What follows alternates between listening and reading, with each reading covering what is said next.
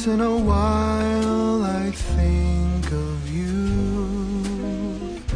I reminisce on days gone by when you and I were new. Once in a while.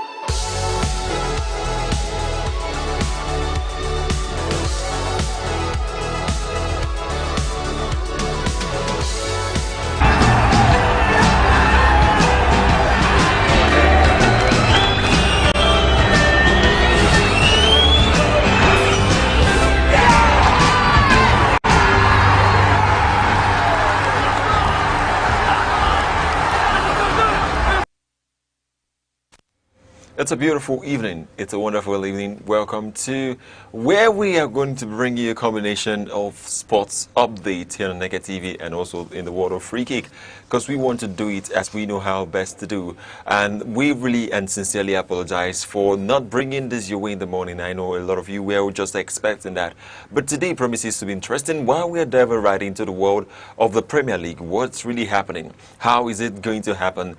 Which team would scale through towards the end of the Premier League, and what are your expectations for the teams? And today I'm going to tell you that we're just going to be giving a brief listing of what it will look like for teams and how they are going to position to bring their dreams to reality. Of course, you know that I am Good Hope Chukuma, the sports oracle. I live, I dream, and I breathe sport. And I'm with one and only, the man who plays every wing. I call him. Started today, I changed his name. He's no longer worldwide. He's wide world. And he knows how to do something amazing. Yeah, good morning, good evening, good afternoon. Good afternoon, good evening. I greet you everything because I don't know the time zone you are coming from. No, right now I'm within the evening section. I've finished playing my morning session. I've played the afternoon session. So I'm within my evening session. Good evening, our viewers. Welcome to the show. Apologies for also bringing this program late. We usually do this every morning, but right now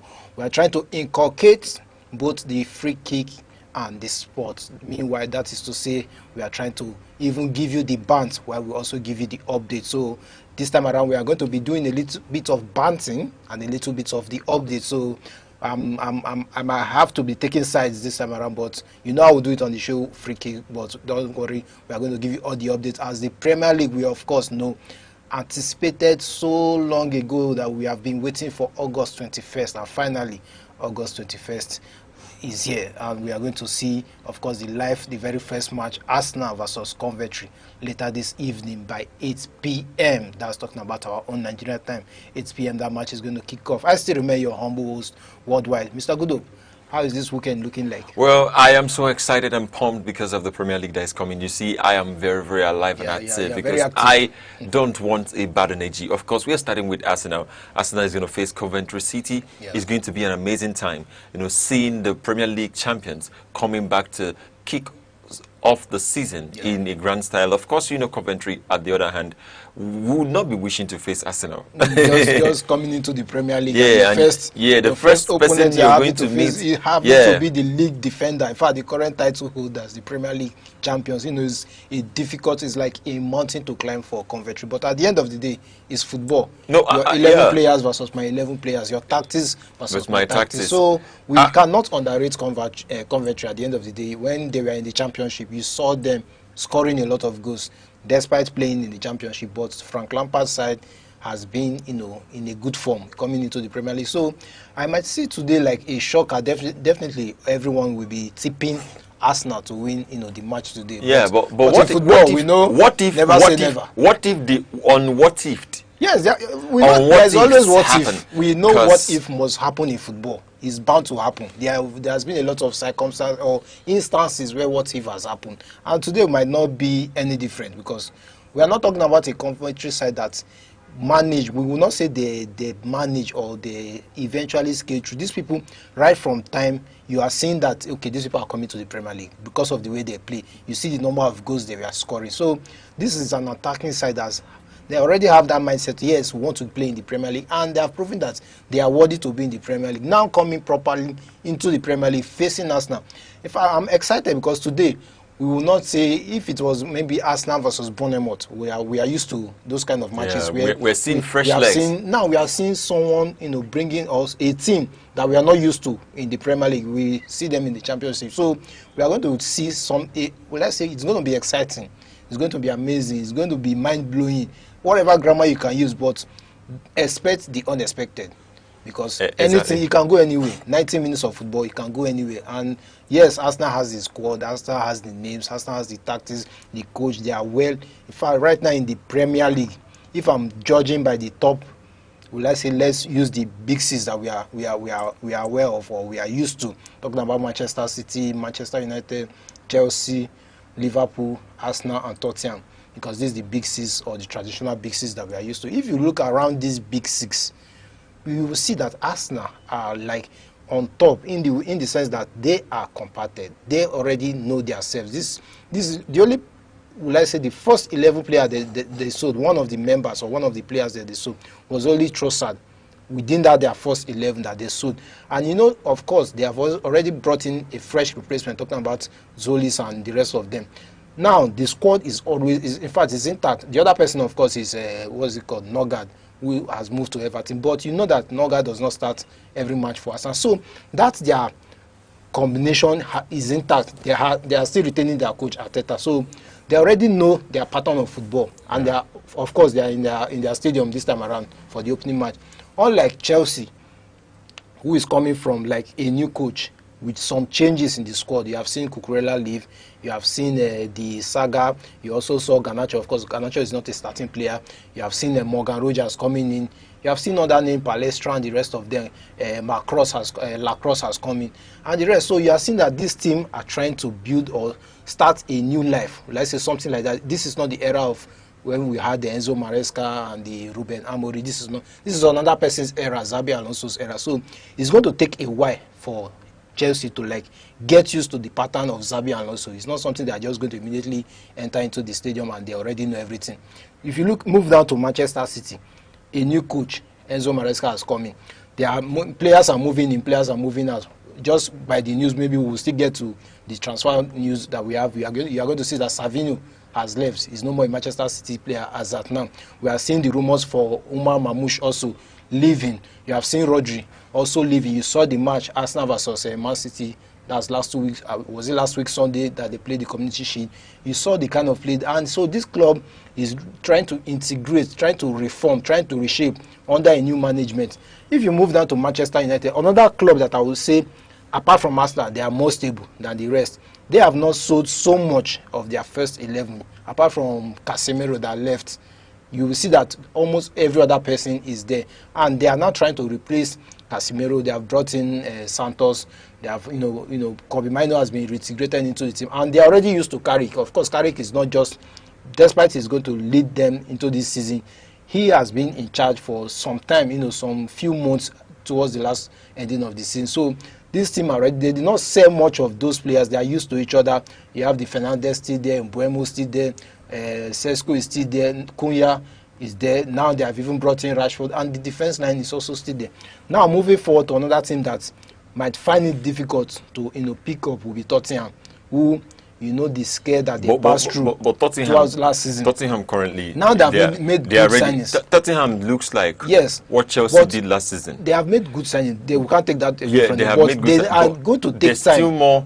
They are still desperate to amount to something. Yes. That's the problem I yeah, have that's with what Tottenham. I'm trying to say. One thing that make it I really like how you have given a breakdown of how you have given such a and Liverpool. brilliant. We have not mentioned Liverpool, who are also. Yes. In fact, they are just trying to rebuild again, coming from a new era of a new coach. Yeah. Let's keep Liverpool aside. Let's talk about Tottenham, because we're seeing the likes of Savinho joining, and we are looking at the news that could come just probably shortly, or Mamouche coming in from Manchester City. You've seen that they are also going for big guns across the world. They are really, really keen on bringing in new players. And you have seen Tottenham making a lot of signing this period. It has been something that has really given me chills. Now, my question should be, how do you think we can organize this properly? Put it side by side with the games that we have. Now, I want to make it obvious that Tottenham doesn't look bad now. No. But I feel they are doing a lot of panic buying. Well, if you use the term panic buying, in this transfer window, Tottenham started early. They were one of those that when people were still doing the business of bidding for Tonali, and I've forgotten the other guy that they signed early. Mateus Fernandez. They just went in. They were not interested in you doing, you want to be doing the bidding, no problem. They were already ahead of most other clubs. Most of the first the transfers that we had was from Tottenham. They sold who they want to sell, get who they wanted to get. Now at the tail end of it, we are also seeing them getting Savinho.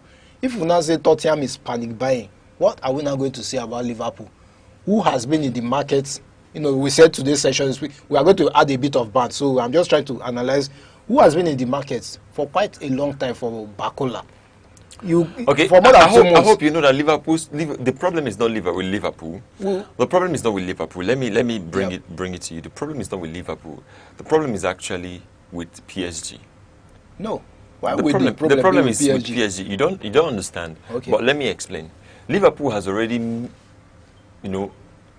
reached the height where the contract would have been signed. Okay. But PSG, just like what happened between Ederson and Manchester United, PSG had to review the contract. Okay. That was what happened. So as Liverpool is coming up, PSG is coming up. They probably don't want to sell Bakola. Yes. They probably don't want to sell Bakola because, of course, they have signed some replacements. They have signed some teams, some guys who are very good, who are playing there. But you can also see it in their expression. They don't want to sign Bakola. They don't want to sell Bakola. Selling Bakola would expose some talent. You have PSG. You have Dembele or Kvaratskhelia, or you have Desiree.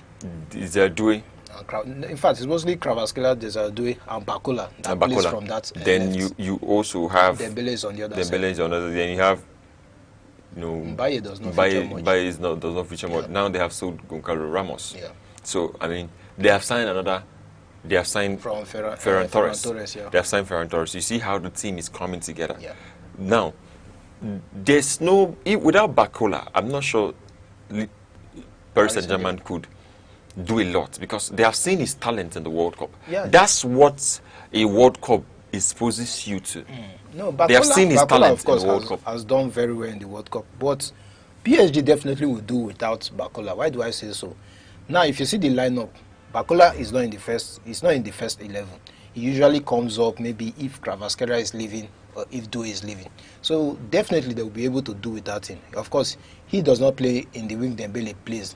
Due sometimes can even play where Dembele plays. Kvaratskhelia sometimes can switch, but him is on that right wing. And also, I know Paris Saint-Germain has been clear on the price. So that's why I want to say I think it's in the hands of the Liverpool, board and every other person in charge, their sports director and the rest, to get these people. They have for a long time we have seen the fee. It was about 145 or 150 that they have fixed the price. So Liverpool, we are coming in trying to beat that price down a little bit. For me, you want a player, you go for him. If you can't afford him, you leave. Tottenham are not in the business of with such a transfer market this season. Tottenham, we are not doing those much of a bidding. Once you fix your price tag, they are willing to match it. They go on. Savinho I don't think we had Savinho in the news for more than 2 weeks, and now he's a Tottenham player. They are gunning for Umar Mamouche. Before you know it, now probably by the time we come next week, you will hear that so that's a club that they have signed Osimhen. If Tottenham should go for Osimhen, I can tell you that they will bring him, because they are. You will not tell me that Tottenham don't want to spend the money because of what happened to them. Nearly, do you know what it means that we will be seeing Tottenham in the Championship after that beautiful stadium that they have, after the name, someone that has won the Europa League just about how many seasons ago, just because of the departure of Song and Harry Kane and some injury crisis. Then Tottenham Hotspur, who is supposed to be one of the big six. You remember their name, Defoe. Names like Defoe. They have produced so many names. They have talent. For Harry Kane, former club. So now we will not be saying by now, okay, Tottenham is playing for the Championship. That was the scare. That's why they are ready to buy anybody right now. You saw the transition of the coaches even before the Zebi. They had to sack somebody, sack that person that they signed and brought in the Zebi just to escape relegation. So when they were done with relegation, it was like they have learnt their lesson and they will not make that mistake again. They knew they had so much injury crisis last season that they were not buying. Maddison was injured. So many of their players were injured. You just see Tottenham was not like one average, or they were not even average as at last season. They were just by the lowest division of Premier League. So it was easy to get a victory over Tottenham, and it was not the people that we used. So they said they are not interested in that kind of being in that position again. So if the money is there, let them spend it and get it. Let it be that they are spending, that it will not be on the blame of maybe the managerial crew that they did not bring out money to spend. Now, if Tottenham does not do well this season, I can tell you that the blame will be on the coach and on the players. You will not have that error that you will not be blaming the blame board that they did not bring out money. So because they have spent a lot in this transfer window. All right, we'll take a short break. When we return, we'll bring you more updates. But just right before we get into that short break, I want to just announce to you that the fight between Sports Oracle and Wisdom is still coming up. The football match is still coming up. Let's keep tabs. Want them to just be anticipating that this fight is coming up. The graphics will be out shortly, and we will just let you know when that fight is going to take place. But for now, let's take a short break. We'll be right back shortly. Just stay with us.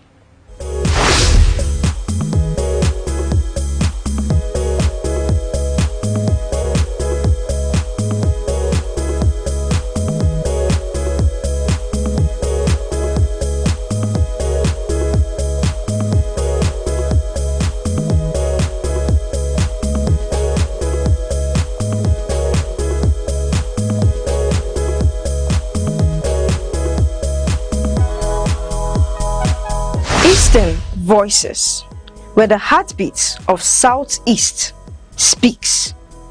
Its people, its power, its future.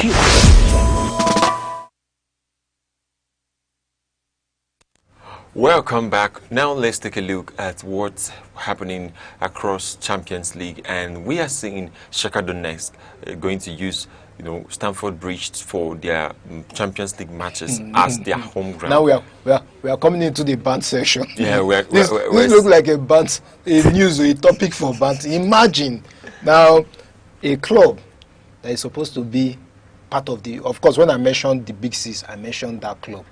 Now they wear blue. They are supposed to be part of the Big Six. Now you are not featured in the Champions League. You're still, imagine that one just as you are here now, one small boy will now walk in and now tell you, brother, please, I want to use your phone since you're no more using it. You are not, in fact, you're not qualified. You don't have even any useful thing you're doing with the phone. Please give me the phone. Let me be using for this particular period. Your phone that is precious to you. Somebody will now come. Maybe on Monday evening, on Tuesday evening, I'll be using it. You will be using it on Saturday. In fact, Chelsea are not playing Monday night football, so you'll be using it on Monday. Why me? I'll be using it on Tuesday. Monday night football. It's Monday night football. Now on Monday, that's when you are going to see. Yeah, they will Chelsea play a lot of Monday night football. Okay, Chelsea on form is on Monday. Yeah, it's so not a lot weekend. of Monday. That happened to Manchester United last season. You saw Manchester United always Monday. Early kickoff on Monday. Early kickoff on Monday. Are they lazy? They have so that kind of thing. Though Chelsea fans will come and defend that, it does not mean they just want to allow them. What do you mean it does not mean? Of course, it's like borrowing something. They are going to be giving you. Of course, there has to be some financial, attachment to it. They will not just be they will just be paying you to make sure that you have money to sustain the players that you are having and whatever you are doing with your finance. So it's like, since we are not using it on Tuesday and Wednesday, so I can tell you that Chelsea are trying to recover financially. When you don't qualify for the Champions League, there are some bonuses attached to when you qualify for the Champions League. So now you don't have those bonuses. Now you have to play the Premier League. Chelsea currently, right now, till now, does not have a sponsor. If you look at their jersey, it's plain. Apart from not the training jersey, the one they are going to use for the main match is plain. There's no sponsor there. So you will see that. I think they're on ban. It's deteriorating. They're actually on ban because from getting a sponsor. Yes, from getting a shirt sponsor. Last season they started with somebody. They actually are on ban. So who is banning them? I could check later and give you and bring the update. So what we're having right now is that they are not starting with any sponsor on their shirt, and it does not take a good look at the big club. In fact, which Premier League club apart from Chelsea does not have a sponsor? If you look at even Aston Villa, even Newcastle, even Bournemouth, even people that are coming from relegation, they have sponsors. So why will you, that you are supposed to be a big boy, one of the big six, if we are even extending to big six, supposed to be a traditional big four, Manchester United, Chelsea, Arsenal, and Liverpool. You have really learnt a new English, traditional. Yeah. Before the era of big six, it was big four. Yeah. When then there was no Manchester City. We are not counting Manchester City. We are not counting Tottenham. There is Liverpool, Manchester United, Arsenal, and Chelsea. From those era of big four, we now entered big six, where Manchester City started winning the trophies and everything. Now one of the people that are supposed to be members, because if you look at this, they are members of the big six. You are now getting to that point where your stadium, since you have not qualified for the Champions League, Shakhtar Donetsk, who plays for, do you know the country where Shakhtar Donetsk is? That should be Ukraine. Yeah, he's coming to use your own stadium as their home, own home for Champions League. I don't know what kind of insult is that, but that is, will I say, a very peculiar insult. Very peculiar. You are learning. You are reading the vocabularies I gave you. You are reading the vocabularies I gave you. I really see you are doing so well, learning these words. I've heard traditional. I've heard peculiar. No, the thing peculiar is insults. Because I've not heard of it before. Since at least when I got to the knowledge of watching football, that a club will come and borrow your own stadium for the Champions League.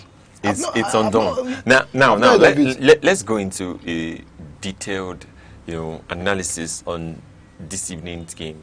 Yeah. Now, Arsenal is going to face Coventry. You see that they are gearing up for that match. Okay. And Arsenal too.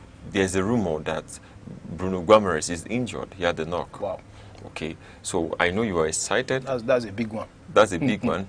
A big excitement. No, that's a big disappointment for disappointment for Arsenal Arsenal. Then Coventry themselves are really putting up the show this evening. Now let's see this from the aspect of the coach, talking about Frank Lampard, who failed. We could say he was not successful at Chelsea, but he had to go. He left Chelsea and he was successful, and we have seen how good he has led that club. I'm talking about Coventry City. Just like the same thing happening to Cesc Fabregas of the former Barcelona Arsenal player. You would see him doing that with Como, and Como is going to play Champions League this season. Yeah. Of course, it's actually a week to Champions League draw. So we're going to see by next week, by this time, Champions League draw will be out. Now, what I'm asking generally should be the line between the two coaches, you know, at Mikel Arteta playing when Frank Lampard was actually still was a legend. But Mikel Arteta was not a legend as much as Frank Lampard. Now, both of them are going to face each other to squash it out in the Premier League. They are going to face each other this evening. The match is going to start by 8. My question is, what do you think about the match? How do you see Coventry? Like, you've given some explanation about that.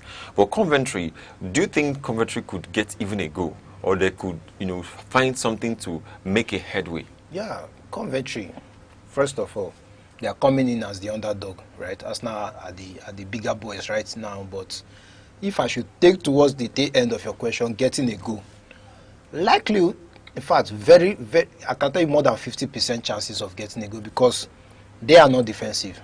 They don't play defensive football. Frank Lampard football, even when he was in Chelsea, was not a defensive football. Now, when he moved to Coventry, if you look at their number of goals they scored last season in the Championship, you see that is much. Now, Arsenal's defense might be more penetrable now than before. Why? There's an injury to one of their major I can tell you that about that defense. You see the names, you know, fresh legs are coming in. Fresh legs, you've but seen not unlike who was there. You That's saw the Saliba and Gabriel. Their pairing was the best in the Premier League. Now we likely Gabriel is still injured, so we are going to see. And Saliba is still injured. So this time around, the two people that are going to pair likely will be Mosquera and okay, it's like Gabriel is a bit back, but I don't know if he's going to start. So you are going to see either Mosquera and I think Hincapié also. Yeah, Hincapié. Pairing. Yeah. Then you are going to see Calafiori in the other side. Then of course Ben White or whoever. So first of all, that defense is not as balanced as it was last season right now because of the injury crisis. So, and Coventry being that side that play attacking football might get a goal or might not get the win. So coming to the side of whether they will get a goal, I can say yes, I see them scoring a goal, but holding on to that goal, if I'm not sure they will score first, but if they should score first, they will now have to go defensive. Holding that one goal for a side like Arsenal for 90 minutes will not be possible. So for me, Coventry will play a good football, but I believe they will get a goal. And at the end of the day, Arsenal will win because of the squad depth, because of the experience. This is their league. They have been in this league for quite for years. I don't think Arsenal have even left the Premier League ever to the Championship or been relegated. So there are two. We cannot say they are on that same level, despite they are playing in the Premier League. But I'm expecting from the possible lineup that I'm looking at here, Declan Rice is still in the midfield. We might probably see Luis Kelly starting, then Saka, Odegaard, and Solis, then of course Kai Havertz in the front. Definitely, I'm expecting them to get the win. If Kai Havertz is going to start or Guy Kores is going to start, I don't know, but I know likely it might be Kai Havertz, because even towards the tail end of last season, Guy Kores was not starting that often. Now, also don't forget, Coventry has a good squad. Possible lineup. This is not what is going to happen tonight, but possible lineup that I'm having here is, of course, Sims is on. That's their number 9 striker. You have Chona, then Yerenki, then Sakamoto. This is number 7 Sakamoto. I've watched him a few times. He's very good. Then, of course, you have Grims and Top at the midfield. Then, of course, Da Silva, Thomas, Amenda, and Elwich are on the defense. Then Rushworth is their goalkeeper. So the formation, in fact, is almost pretty similar. They play the same formation, 4-2-3-1. Both sides have the same formation. So from everything, from all the statistics I'm looking at, the coach, Frank Lampard, Arteta has had a good experience. This is someone that lands under Pep Guardiola, coming to coach Arsenal. He has been in Arsenal for more than, let's say, 3 to 4 seasons right now. He has the better experience, unlike Lampard that has had, of course, a previous trial with Chelsea before, did not do exploits, had to go back again to rejuvenate with the Coventry side. Now coming back to the Premier League for a second spell as a coach, it's still, the upper hand is still on Arteta's side. So for me, Arsenal will get a win today, but I see Coventry getting a goal. Well, I see Coventry still pushing themselves to register or mark a goal. Yeah. And it's going to be a wonderful time seeing and experiencing the first set of goals coming in tonight. Yeah. Just like we had the World Cup where you had Mexico who opened the scoring, Yeah. you know, on South Africa's account. Of course, they were the host nation. Yeah, it was actually a good time seeing that game. And now after the World Cup, we have seen teams and players. Football is now taking shape in club level at the club level. Yeah. Within, there are some preparations that has been done. Now, I could tell you that even tomorrow's games are not still left out. We are having Manchester United opening the show tomorrow. They're opening the kickoff, and it's actually by 12:30. That's British Standard Time. So it's 12:30 here tomorrow. It's going to be the time Versus Hull City. versus Hull City, and same Premier League promoted, you know, side. I was saying, why would they put Manchester United second? I was thinking the Manchester City could be second, while Manchester United could be third. Because of the way they finished the Premier League. Of course, I mean, since Arsenal is starting, of course, you can't take Arsenal away from that starting position. Yeah. They would always start the Premier League. But of having Manchester United playing second, to me, seems to be... No, there's no particular order for these fixtures. If I remember last season, was it last season or last two seasons? Manchester United started the Premier League where they had to play Fulham. They won that match 1-0. They were not the defending champions of the Premier League, but they had to start. So at the end of the day, just maybe the timetable they have wrote. Arsenal are just even lucky to start this time around. It's not like because they are the defending title. So Hull City, Manchester United, second game of the Premier League. Then of course the rest will follow. Manchester City will begin, you know, later that day versus Bournemouth, Everton versus Crystal Palace. You are going to see Newcastle versus Liverpool later in the evening. Then on Sunday, the matches are still coming forward. Brentford versus Tottenham. Then on Monday, of course, Fulham will play Everton. So the timetable is not in any particular order. It's just maybe they had to, you know, make their own selection. And you see that it's not even just tomorrow or today, tomorrow, and next tomorrow's timetable. You can see the fixtures from now till, will I say, the end of the Premier League, who you are going to play. You are already aware of the fixture, so you know how you are going to play this match. So I think they took their time to, you know, draft this timetable, and of course we are here again. It's already the D-Day, Friday, that we have been waiting for, and the Premier League is going to kick off. Just moving away a bit from football and, you know, moving to the world of boxing, where we are going to be seeing a match, or some, in fact, it's not just a fight or a match. There are so many fights coming up this time around. We are having Bam versus Medina. You know, we are going to see that fight. These guys look so young and energetic. Of course, we are also having Katerov versus Davis, just by the middle. Then, of course, you have Gassi versus Miller. All these fights are coming up, and it's going to be by November 20th, just that same time, about same time where Anthony Joshua is fighting Fury, the same November 20th. So all these matches are being lined up to take place in New York, the same venue with the Anthony Joshua's fight. So this is on the world of boxing. Not leaving the world of boxing alone, still talking about Anthony Joshua. The matchroom requested undercard for Joshua versus Fury. This time around, let me be tempted to, you know, ask you, are you in full support of course, I know you are supporting Joshua, but are you in full belief that Joshua will get a victory in this fight? Anthony Joshua, yes. I'm in full belief of his capacity and capability. Of course, he may not be what we are seeing. We may not be how it will turn out. Yeah. But with his training and with his experience, I'm sure he's going to have a lot of flashback in this particular game. You know, I gave you that scenario sometime where he's trying to box someone and he starts remembering what happened in the past. What happened in the past, or how those guys. I really need me some video editors and that can just fuse this. Don't worry, our fight is coming up, and I believe you take some motivation to remember maybe some past events. Not like what happened to Joshua. What I will remember is how they ate my food. I'll use it and scatter you.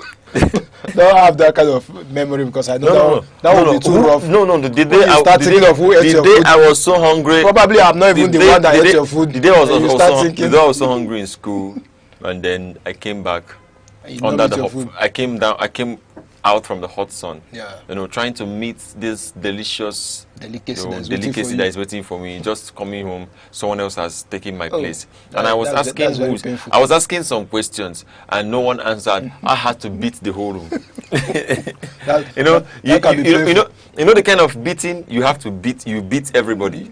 You know, it shows that you can actually engage in a knockout. They say a hungry man is an He's an angry angry man. You have to beat everybody. We are not expecting that you will be so hungry. You know what you have passed through. Coming, when you trek under the hot sun and your head is very hot, the stomach is empty, the worms are rigmaroding around, telling you that we are very hungry. Of course, the next thing to do is that if anybody had taken my meal, we'll enter the ring. If you don't want to enter, we'll drag you in. If I'm done with you, the next person online, since you are there, you are a witness, whether you are part of the people that took from it or not, you collect from the share of being a witness. Yeah. All right, we take a short break. We take another short break. Of course, we are taking a lot of short breaks so that we can really organize and bring you what's happening around the world of sports. And we've given you what's happening in the world of football. We have also, showed you what is going to look like tonight when Arsenal is going to face Coventry. We also bring you another update looking at Manchester United, a deeper search on what Manchester United and other teams talking about Manchester City has prepared for the coming season. It's still the Premier League season about to happen to us, and I don't know how excited you are. I'm very excited. The graphics are rolling out, and we are seeing teams being, in positions that they should. Of course, you know that when we come right back, we'll go more into these updates. We take a short break. Stay with us. In a world that never stands still, where stories break in seconds and moments shape history, one station keeps you connected to your nation, to the continent, to the world. From breaking news to powerful stories, from business and politics to culture, lifestyle and entertainment, we inform, we inspire, we keep you ahead. This is more than television. This is your window to everywhere that matters. Aneke TV. Move with the world.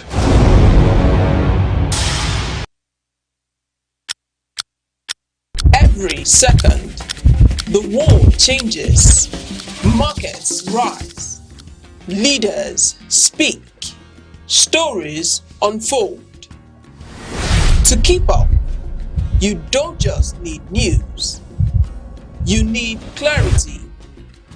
You need speed. You need perspective. That's why Aneke TV brings you the global pulse. Accurate, reliable, right when it matters most. Aneke TV. Move with the world.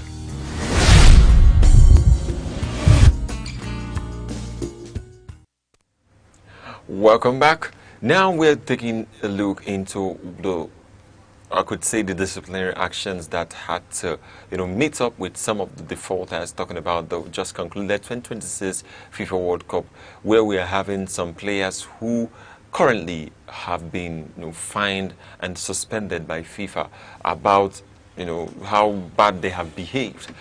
Saw that game in the final, talking about the game where you have Paradise, Argentina, Spain, Argentina versus Spain. You saw Paradise of Argentina, playing like someone who learned some kung fu.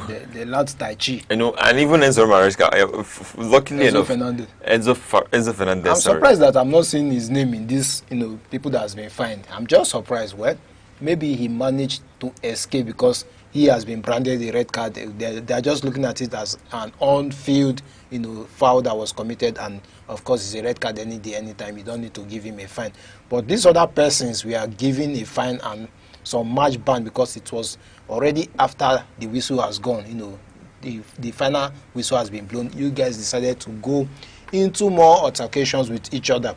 For me, Gavi. Okay, let me just give them the names of people that were involved. Paredes, of course, got a 10-game ban plus $90,000 fine.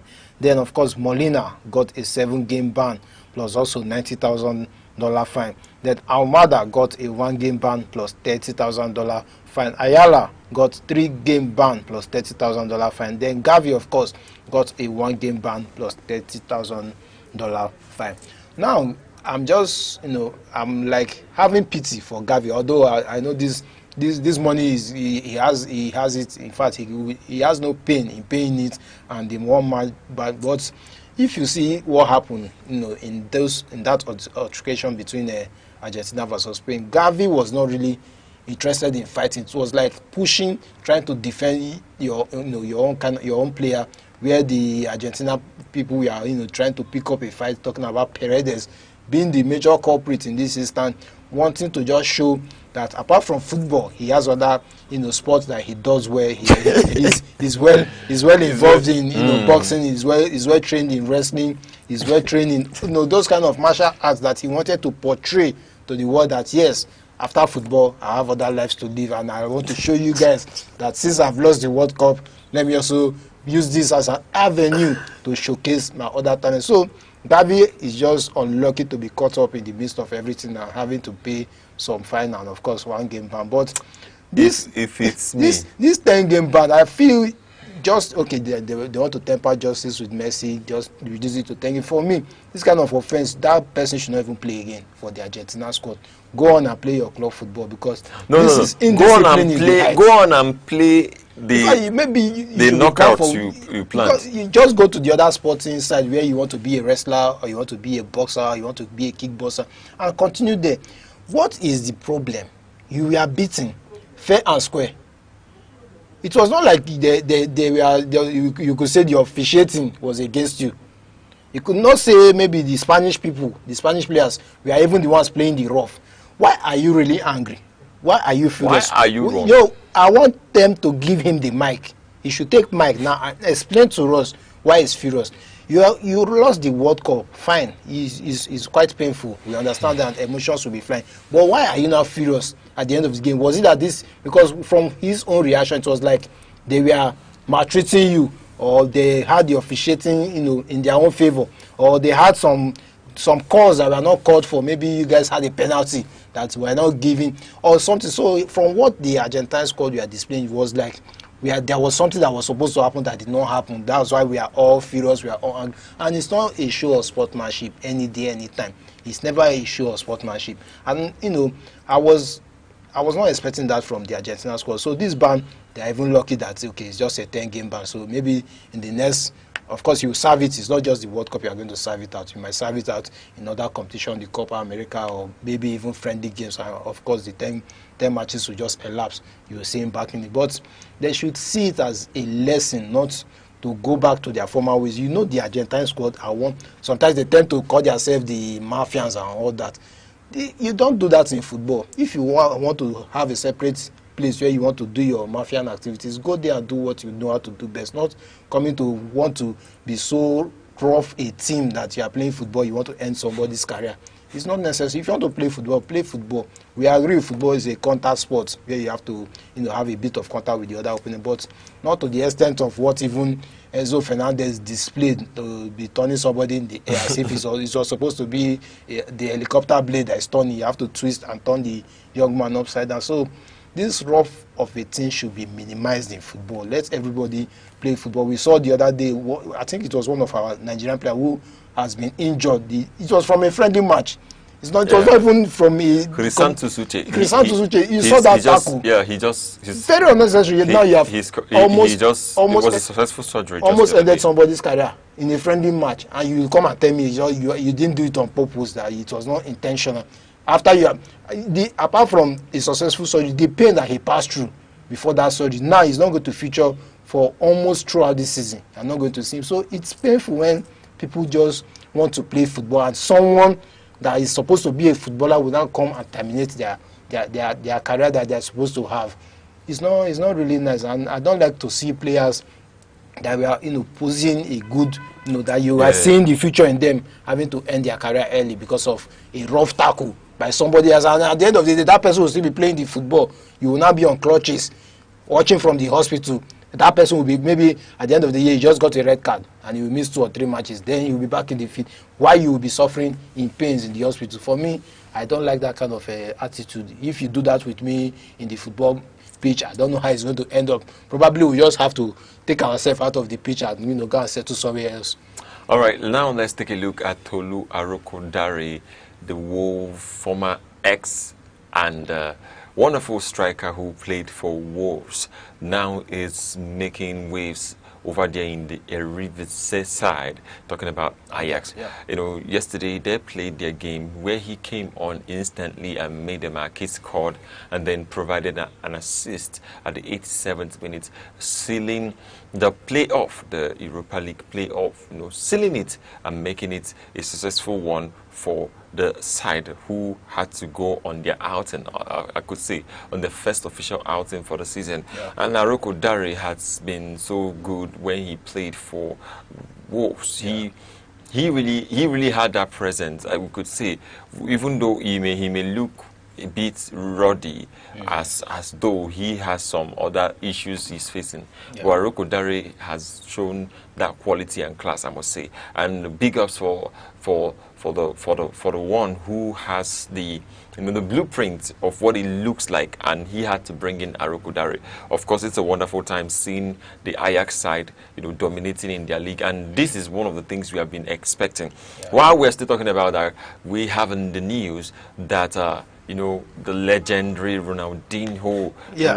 Ronaldinho is back to playing, to have his playing time, as he has signed with the Italian side, one of the teams in Italy.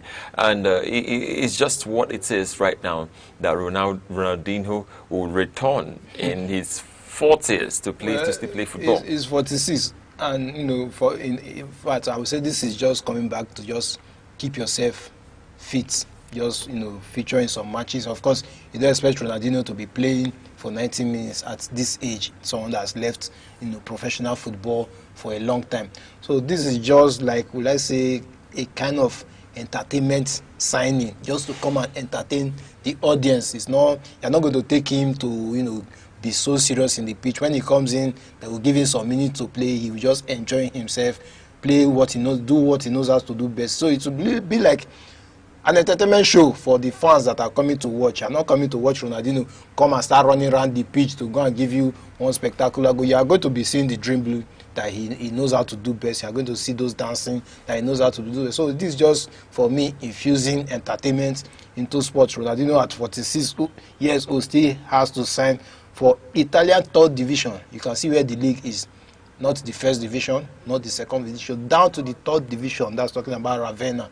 So it's just coming to entertain the crowd. And I think I also like or love this idea where, you are trying to keep this guy fit, give them still an opportunity to just still enjoy football for a little time, just to get into the headline, showcase the crowd. For those people that never saw Ronaldinho play in those days, you still have an opportunity to even still see him. He's an icon, he's an idol in Brazil. You can't talk about footballers in Brazil if you want to name maybe 1 to 5 or 1 to 10, you will not list Ronaldinho among them. The Ronaldo, the Ronaldinho, the Cafu, and the likes of them. So this man, we enjoyed watching him. I remember when he was playing for Barcelona. We really, in fact, I can never forget the goal that he scored, I think, against Chelsea, where he had to move his leg again in one spot, and use the outside of his boots to cut the leg. That was a Champions League match, and I was like, when you watch Ronaldinho, you just enjoy football because he keeps you entertained. You don't have all those. Now you hardly see those entertainers in football. Someone like Neymar, they keep you entertained. Someone like JJ Okocha, they will just keep you entertained, and that's what I like about Lamine Yamal. Then sometimes you want to have the entertainment side of football where you are seeing somebody making some nice moves, making some nice skills, just to keep you entertained. That's what Ronaldinho brings to you. That's what Neymar brings to you. Even Zinedine Zidane has those beautiful skills that these days we don't have those much of a dribbler anymore, and those side of football is really that everybody just want to run and into the post, or if you are defending, you want to kiss somebody, just like the Argentina scored this week. You want to take football as one bloody business, which is not supposed to be so. Really, we've seen him coming down to Ravenna.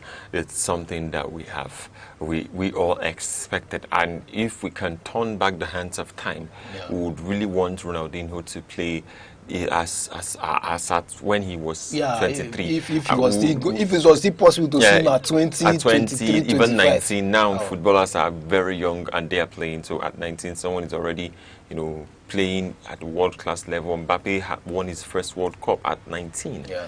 And other details. Lamine Yamal winning his first World Cup. You see, this is actually the right age. One thing this will do in the world of football is that it's going to track back. You know, people will now be retiring at 33. Yeah.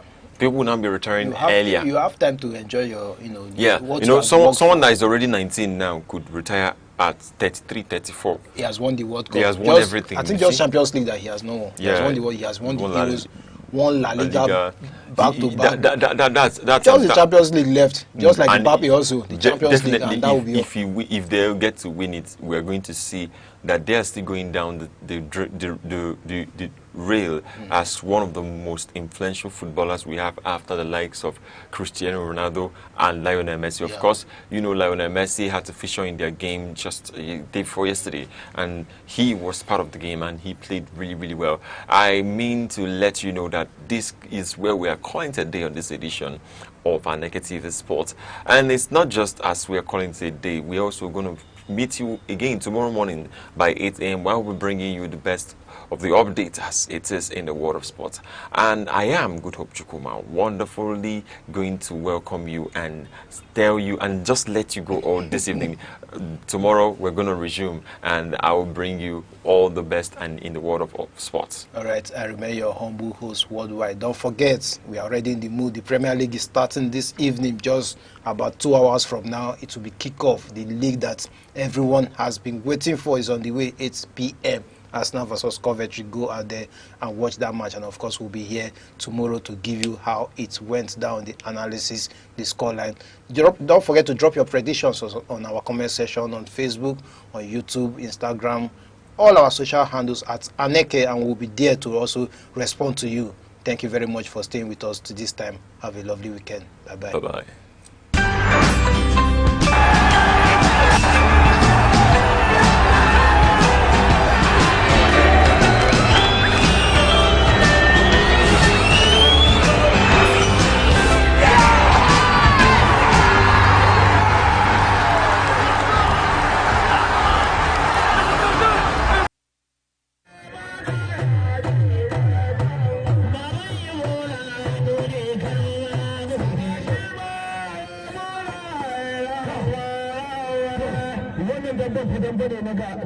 na sada zumunci babu magana kudi babu magana arewa duk wanda ya ga dan dambe ya burge shi alheri suka zo ma kuma sun kama jihar Kaduna zumunci ne wanda tun da aka buɗe gidan damben nan ba a samu ɗin tiyaka ba saboda haka ba wani maganar gurma da ba kudu ba arewa duk wanda ya abin da yake kirke da Allah a musu kara su ma sun cewa sun zo jihar Kaduna ko da sun tafi su yi alfahari da garin ta ga dambe na an koma tsakanin ba abin gambo da shi da mai sallah wai barista wai kana ina ne a nan babban gambo ne ko ko mai sallah ne ya kuma wani magana kudu ba ji a Kaduna za ka kishi kana ganin mamarwa da zafin shi shigo wai da sani ko suka to dai ubin ka an tashi tafi su da sanawa suke wallahi mamarwa ya tafi da kai ko ko suka yi ta ko dole wallahi da ba dan mana ba su ba shi siniya subhanallahi ba gon gabo wani kana wani Allah na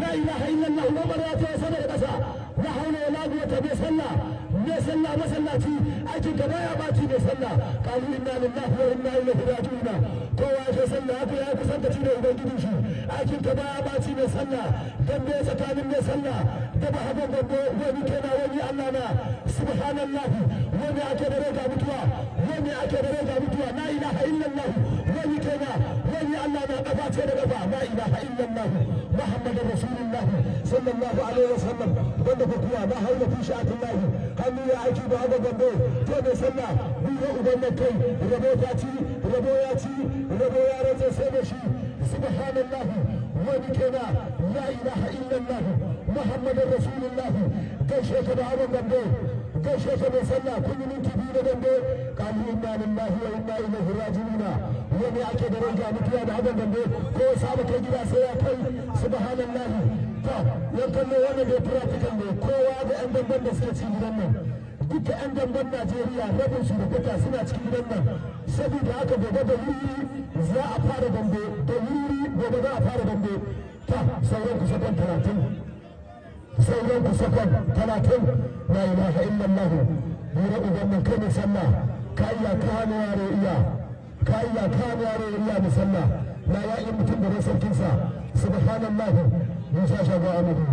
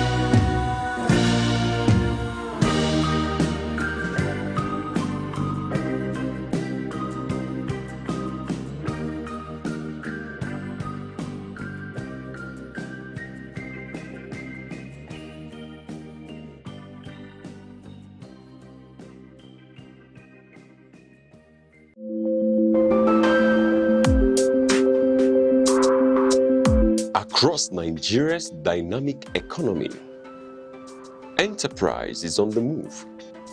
From the resilience of small businesses to the expanding reach of indigenous industries, commerce thrives on innovation, determination, and vision.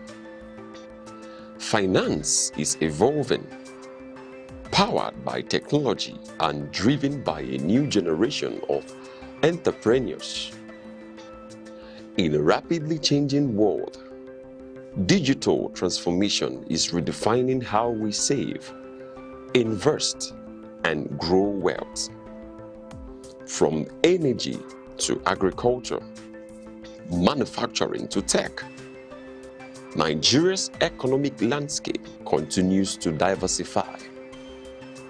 Policies shift, markets respond, and opportunities emerge. Every figure tells a story.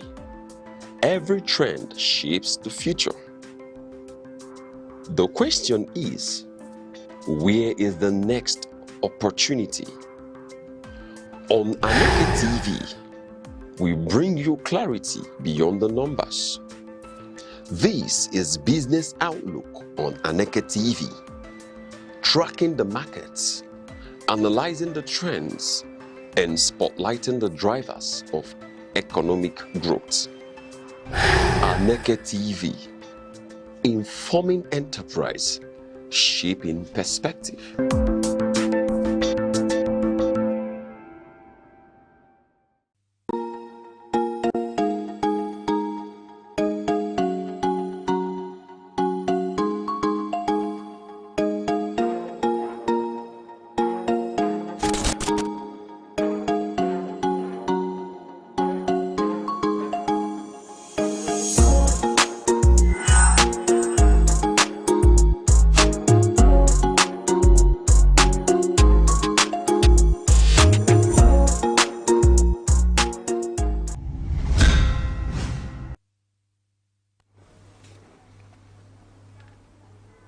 Many thanks for joining us and welcome to The Insight. Remember, The Insight is that program where we bring to you a bit of issues, politics, policies, personalities shaping our nation.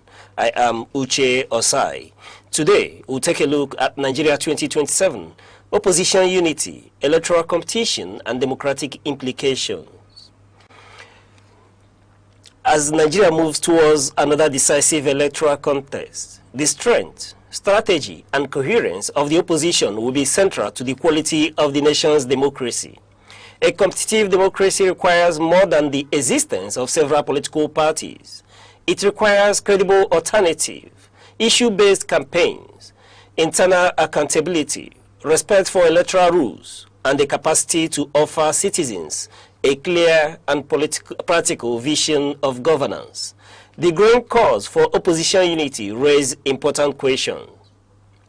Can parties with different ideologies, interests, regional bases, and leadership ambitions build a principled and functional coalition? Will such unity deepen democratic competition or merely produce another arrangement driven by elite negotiations and the desire to defeat the ruling party? More importantly, can the opposition transform public dissatisfaction into a coherent national program capable of restoring trust in democratic institutions?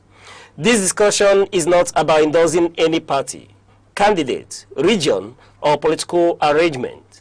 It is about examining the opportunities and the risk before Nigeria in 2027, the prospect for a credible opposition, the condition for a genuine competitive election, and the implications of the emerging political realignments for national unity, accountability, institutional independence, and democratic stability. The central issue, therefore, is not simply who wins the 2027 election.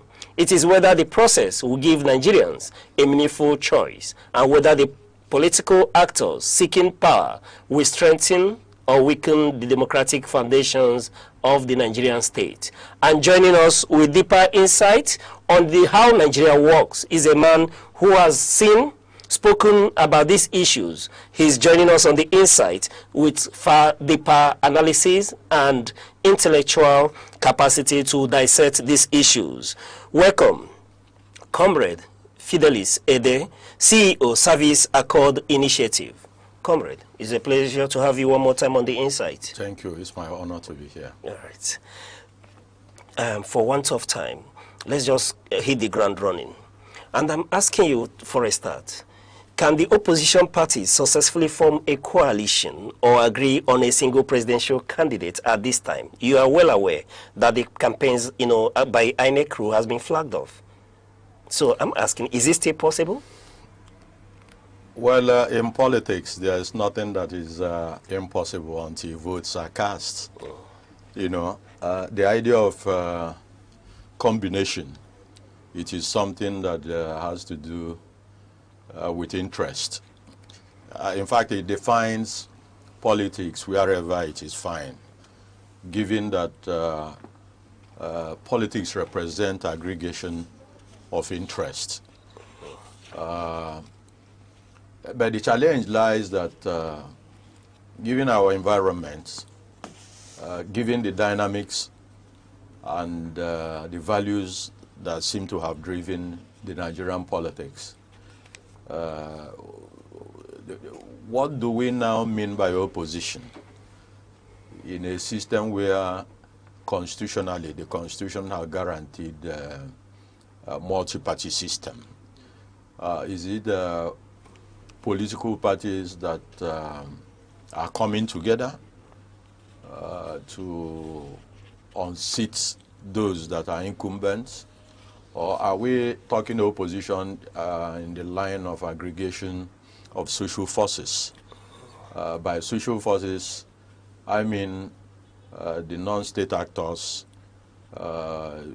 business concerned, NGOs, farmers, entrepreneurs, who are driven by how government policies at the various tiers has impacted their own trade. So opposition is not just people who rise and criticize government, because if you also acknowledge Nigeria runs a three-tier of governance. You talk about the federal, you talk about the states, you talk about the local government. So when we now talk about opposition, despite the fact that of late, we've not seen the kind of robust political parties like we had in the Second Republic, whereby you can talk about MPN, MPP, and the Action Group. What you find now is dominantly, because of how politics has been conducted in Nigeria, where those even elected on different platforms, political platform, seem to have even joined the party that is controlling the federal government.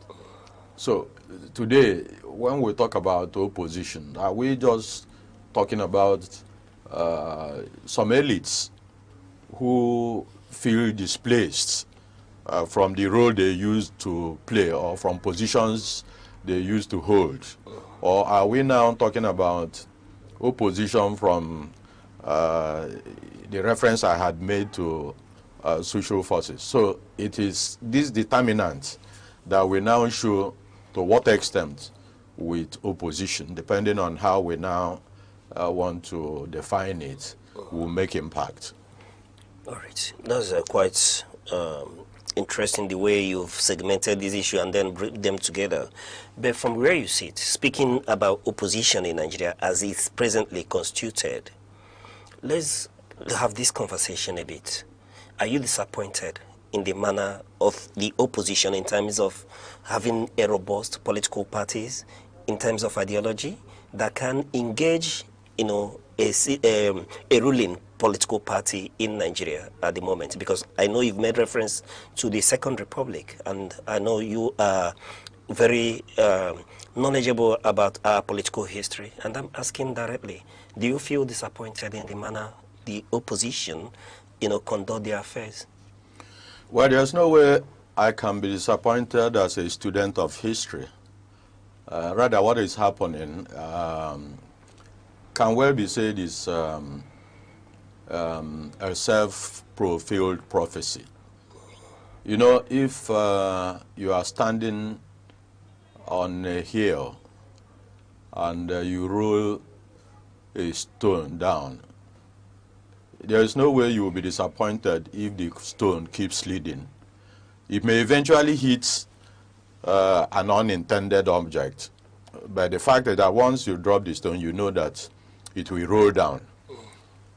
If you look at the Nigerian politics, starting from the time of amalgamation, even the time of the first, what will still acknowledge as the first political party, the NNP, Nigerian National Democratic Party, that was formed by Herbert Macaulay, you will discover that the party, despite the fact it gave the impression of a national party, its base was dominantly Lagos. If you also look at the politics of NCNC, which at a point was led by Nnamdi Azikiwe and co. Before then, they had the Nigerian Youth Movement, which Herbert Macaulay also emerged as president, then Zik as vice president, before the death of Macaulay, and Zik now assumed leadership. The fact is that the Nigerian political structure, nature, has always been regional. And when you now locate it to the regional level, you discover it assumed tribalistic, religious, ethnic, and what have you. So when you now talk about opposition in Nigeria, the character it has always been, you discover that it is driven by a certain principle, conflict and cooperation. A region or a tribe feels excluded, then you find agitation, and somehow they are accommodated. And the zone from where the elites who have pursued that struggle feels included. You can also see it in Joseph Taka's struggle in the Middle Belt. You will see the struggle throughout Awo's life in opposition, a situation where we identify parties with the role of the prominent political leader from a particular tribe or zone. So with the degeneration, or with after independence, with the discarding of the regional governmental system and the creation of states, which emerged from Willing Commission's report, the minority report, you will discover that even the agitation for creation of states follows the same pattern, So when we talk about opposition, because part of what I've discovered in our analysis is that most times we use our appreciation or perception of what happens in other countries, and we just impose it in our own and think it is the same. You just spoke about ideology. If you look at the Nigerian Constitution, you discover that it already imposes ideology on the state, on the political parties. So no party can just come and say, we are going to do A, B, C, D, because I think Section 224 of the Constitution insists or mandates that for a party to be registered, you must derive your manifesto from Chapter 2 of the Constitution. So that means that you cannot go outside, unlike what you will find in America or any other country that practices a presidential system that don't have that in their constitution. Then you will also notice that before 1975, but the Constitution came in effect in 79, when we operated also the regional system of governance, that parties were allowed to emerge, not minding that you still have other regions. And that was why, for instance, you can have a party like MPC, Northern People's Congress, and they were able to go for an election and secure majority, even when the votes came from a particular region. And that was how Tafawa Balewa emerged as Prime Minister. But if you now look at what, I think it was Murtala Mohammed, in trying to midwife a new constitution, having seen the danger in the regional system of politics, they now introduced a principle that parties in Nigeria must be national, just like the issue of the National Youth Service Corps. You know, the Youth Service Corps was not introduced for people to just tour around. It was introduced for people to know that beyond your region, beyond your state, Nigeria is a vast place. And I know elites who, because of their participation in the NYSC, it changed their own orientation, one of whom is El-Rufai. But this reference is out of consent. I'm just trying to tell you how Nigerians in perception, how we have emerged. So when Murtala Mohammed inaugurated the Constitution Reform Committee, I think it was 75, from the dictates of his address, it was very obvious that Nigeria needed to move away from that kind of regional system, of tribal system of politics. And that was how, that for a party to be registered, they must have representation in at least 2/3 of the federation in terms of offices. And for them to also be registered, that their national leadership must also be that representative. So you can see through law, through constitution, how we are now trying to create a nation. But if you go back, the first person, we will always refer to late Chief Awolowo, of describing Nigeria as a geographical expression. But the man who made the first statement was Tafawa Balewa, I think as a prime minister. He said that the idea of Nigeria as a country is just on paper. And when we talk about 1914, when Nigeria was amalgamated, the North and the Northern Province and the Southern Province, or Protectorate, if you prefer that, never met. There was no meeting of the people. In fact, up to 1948, when you already have the Legislative Council operating in Lagos, which was a crown colony, you had a legislature that met to legislate for southern Nigeria. But the governor was still legislating for the north. So up to 1948, there was no formal governmental meeting. There was no interface between northern structure of governance and the southern. The point I'm alluding to is that these were all, I think, what must have motivated the military, and maybe the experience of the Civil War, and the fact that Nigeria needed to remain as sovereign. When people see the clause in the Constitution as indissoluble sovereignty, they don't even appreciate the history of where we are coming from. Just like the issue we said we are going to take some time, the issue of state police.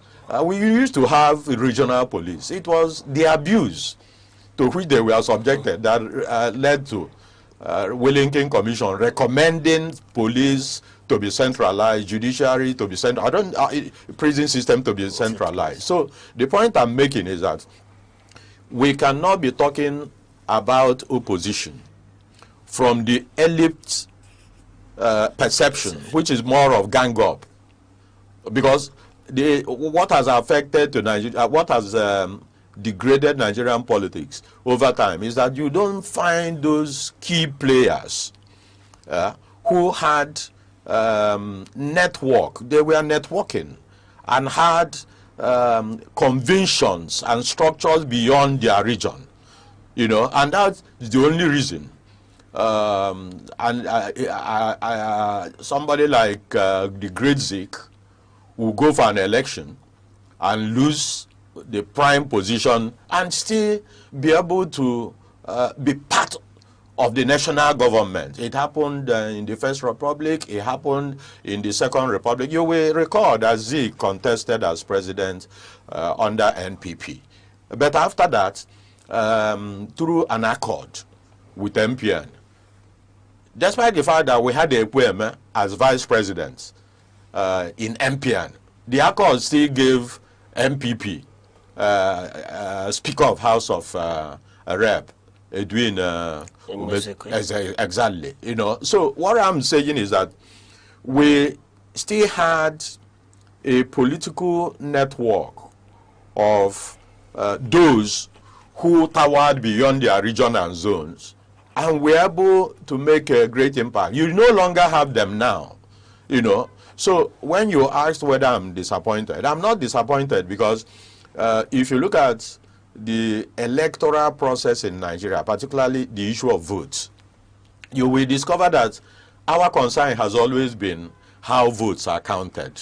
You know, people will tell you that people voted this number, but INEC did not. We have not started weighing votes, you know, where it's not just how people voted, which is now along tribal or religious line, but once you begin to weigh votes, that is when the idea of ideology comes in, because you will find out that you will have people who are driven by certain ideology in the north. They could bind together with the same people with the same ideology in the south or in the west. A semblance, not a similar, almost emerged in the 2023 election, where peterobi, you know, became the fancy of a certain generation, you know. But you will discover that that tempo, you know, or whatever drove that dynamics, whatever drove it, you know, can be seen as a group of people, one, those who were excited, you know, and were determined that Nigeria were overdue for change, not minding that one man cannot make all the change, or those who somehow were incited. So it was not something that evolved, and that was why you can see that after the election, even those who benefited from that process could not hold forth. Some of them in some states, you know, still went back to the traditional political parties which the people voted to supplant. So what I'm saying in effect is that, given my background, you know, in trying to understand the Nigerian politics, I am not disappointed. In fact, that we have continued to even trade a process that the elite still can find bearing, you know, to come and constitute government, is still not even a surprise to me, you know, because one would have thought, if you look at, that was why I said it is more of politics of conflict and cooperation. Because if you look at the combination that came together and exited Jonathan, you would have seen, or we would have thought that after that, that the changes that ought to have come under that progressive agenda would have brought in a new system.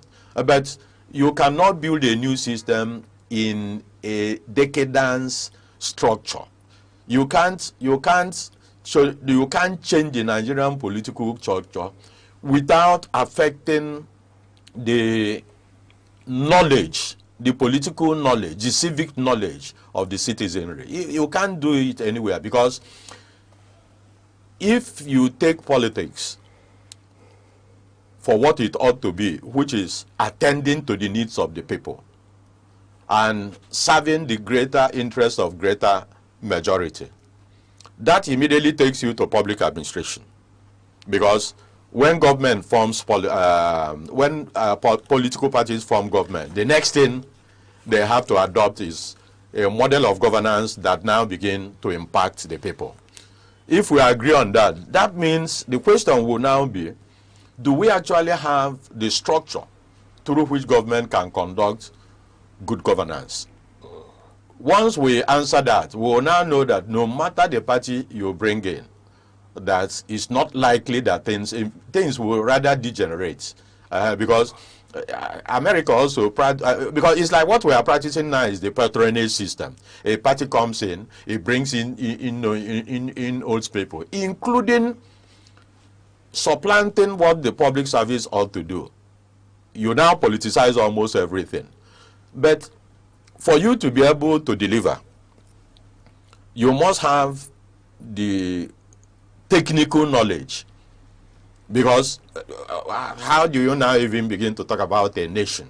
You now talk about sovereignty. Yes, Nigeria has a sovereignty. We know who we are in terms of geography.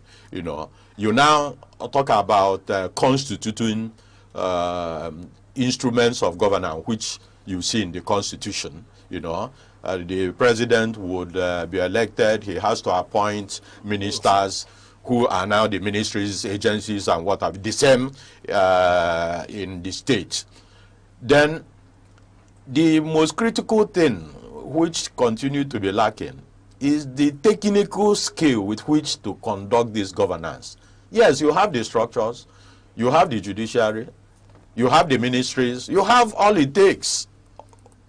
But do you now have the technical skill? And that is from where we'll have our problem. And because we lack that technical skill, the other level, which is sustainability and accountability, that would have now endeared the people to be able to begin to contribute as citizens, which is also allowed in, I think, Section 14 on the Constitution, that citizens ought to participate, in the governance process. You cannot conduct that because you don't have the third level I now mentioned, which is the technical skill. And once you don't have it, that is how the idea of patronage, and that is how now the issue of it is our own man, it's our own people. It is do you now, governance ceases to be what it ought to be in terms of delivering accountability, in terms of scrutiny, and because you don't have the social forces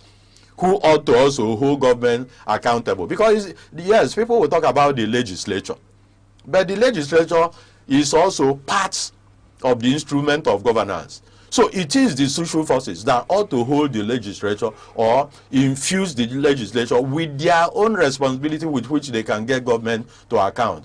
Now, who are these social forces I'm talking about?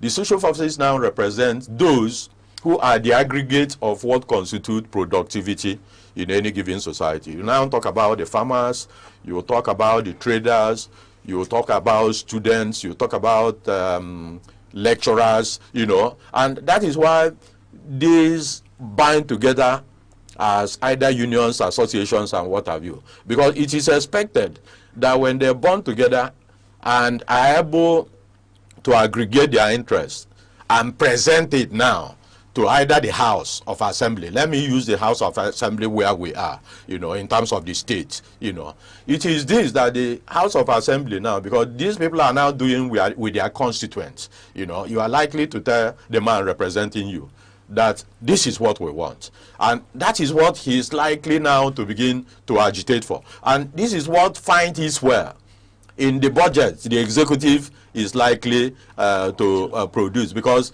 they now deal with the ministries who now aggregate this into policies.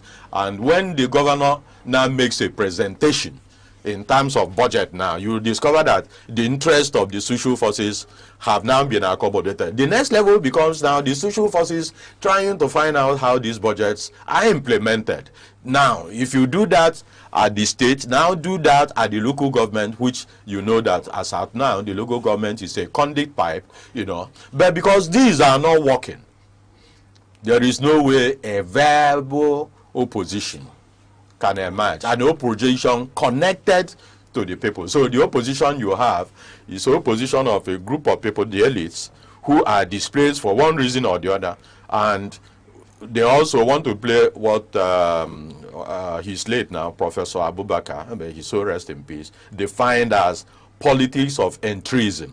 You know, politics of entrism is that politics where people play to be noticed, and once they have access, they cease to advance that interest for which they have mobilized the people. And we've seen a lot of it in our political system. All right. On that note, we'll take a short break. When we return, we'll continue to probe these issues. Stay with us, please. The Insight with Uche Osai. Having the political will to confront whatever is the challenges. Igbo man wrestles with the tortoise that had a lot of ingenuity, a lot of ideas, and the tireless. It will take the bold mind of government in power to say, let there be electoral reform, no matter whose heart is God. I was there. We did everything. All of us came and supported him with our last block. In-depth analysis, expert views, real voices, uncover the stories shaping Nigeria today. Deep dive, honest, unfiltered, only on The Insight with Uche Osai on Aneke TV. Join us.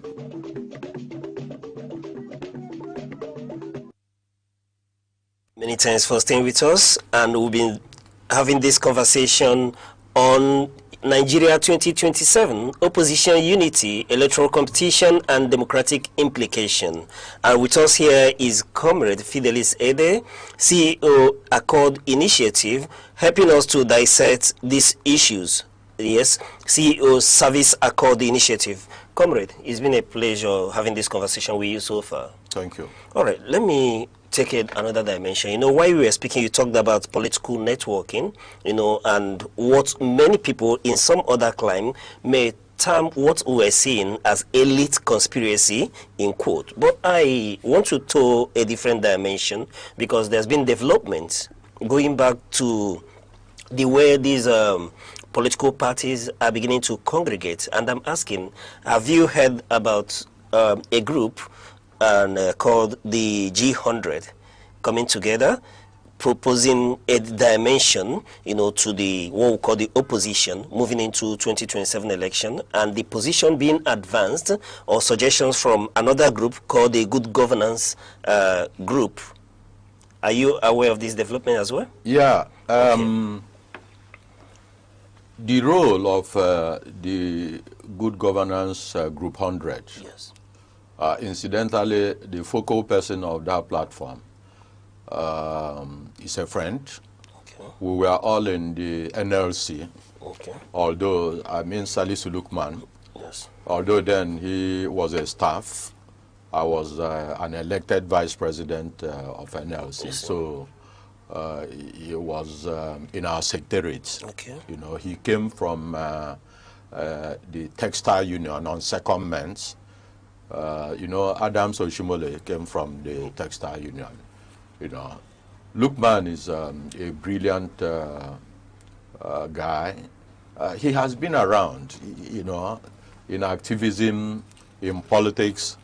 I think in 2023, he tried his luck for a senatorial bid in Kaduna Zaria senatorial constituency, if I think that is what it is, you know.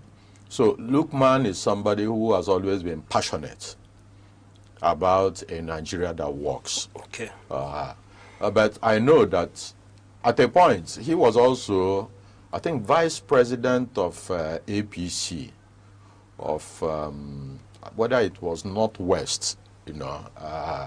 And Lukman is also somebody who tried to be independent. And that's why you find out, like when he left NLC, I think at a point he also resigned in APC. I understand he just stepped away from, is it the Atiku's party? The ADC, yes. You know, exactly. So you can see a man that is agitated, you know. But again, the question is, like the saying, that a rolling stone actually don't gather much.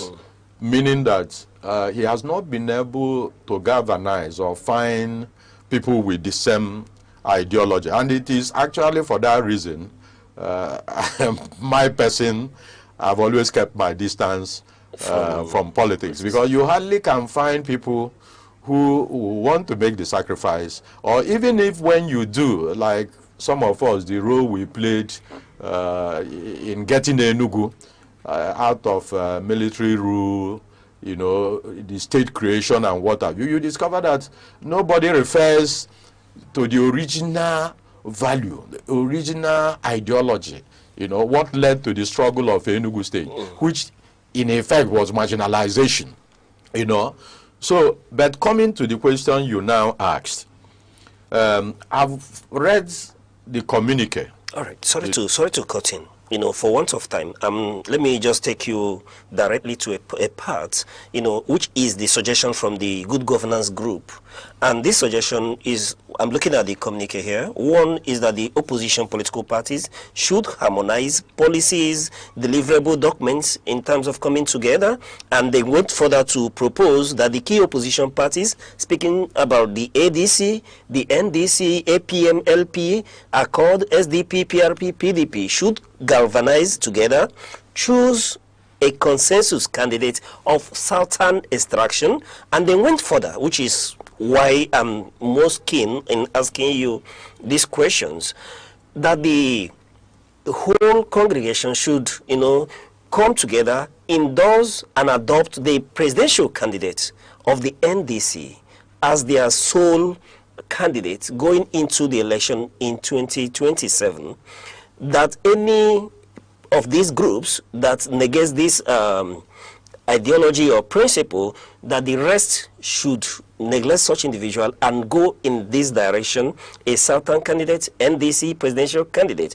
And most importantly, comrade, is that position has been allotted to individual, meaning that let's assume hypothetically that this sells through, that the candidate so chosen by this group of the NDC emerges the president. The vice president, which is Kwankwaso, I'm sure you are aware, has been given the position of taking care of the defense. Certain individuals have been appointed into various positions. I'm a secretary to government. You know, and a lot of positions. I'm sorry we don't have time, but I'm asking you, you know, what I'm asking now is, from your position, your analysis, the dangers inherent in this sort of arrangement. The dangers are very obvious. The dangers is that you can see by that arrangement that what they want to do is to use peterobi to transit to get position to wait for Kwankwaso or any other Northerner for president. Please, just for emphasis, what you just said. No, listen, I'm going to. It's not. We have had that in history. You know, before 1957, everybody had thought that Zeke would have emerged as the Prime Minister of Nigeria. But you saw what the British did. They made him a representative of the Queen.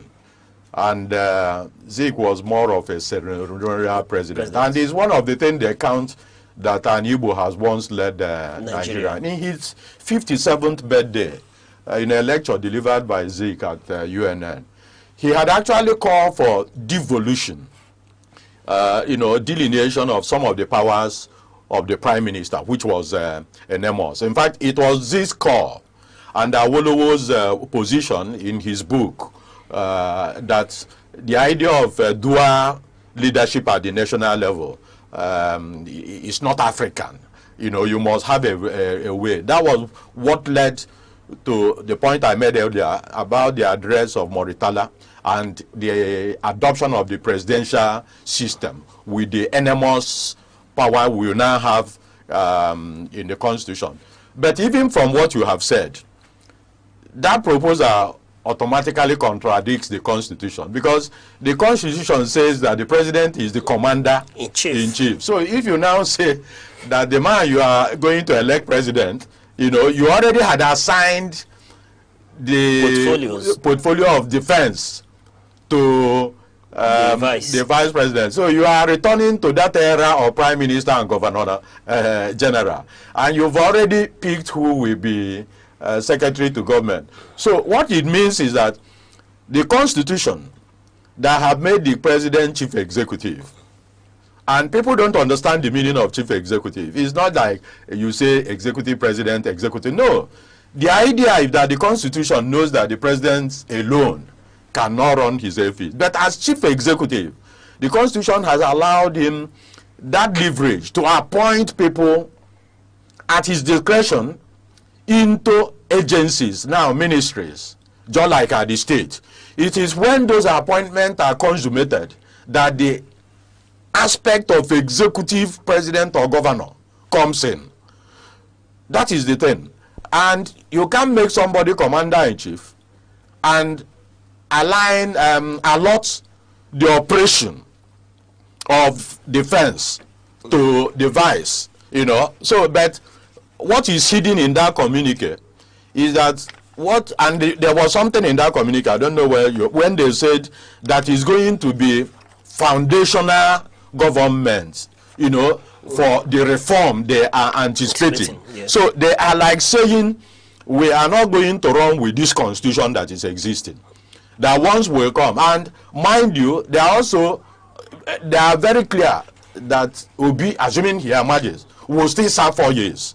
So what it means is like Shonikon, who was used to allow Abacha to come into power, or Zik, who was governor general, and even when the elections were rigged, he knew very clearly that that election was not free and fair. But because the Constitution says he must call up the prime minister from a party that won the majority, there was no way he could have questioned that election that brought the prime minister. That was the kind of thing people are projecting. And this, that was why when I started, I tried to identify who Lukman is as a man who is focused and accountable. But you can now see that from what I say, this seems not to represent what I would have associated with Lukman. But what it means is that he has also returned to be a northerner.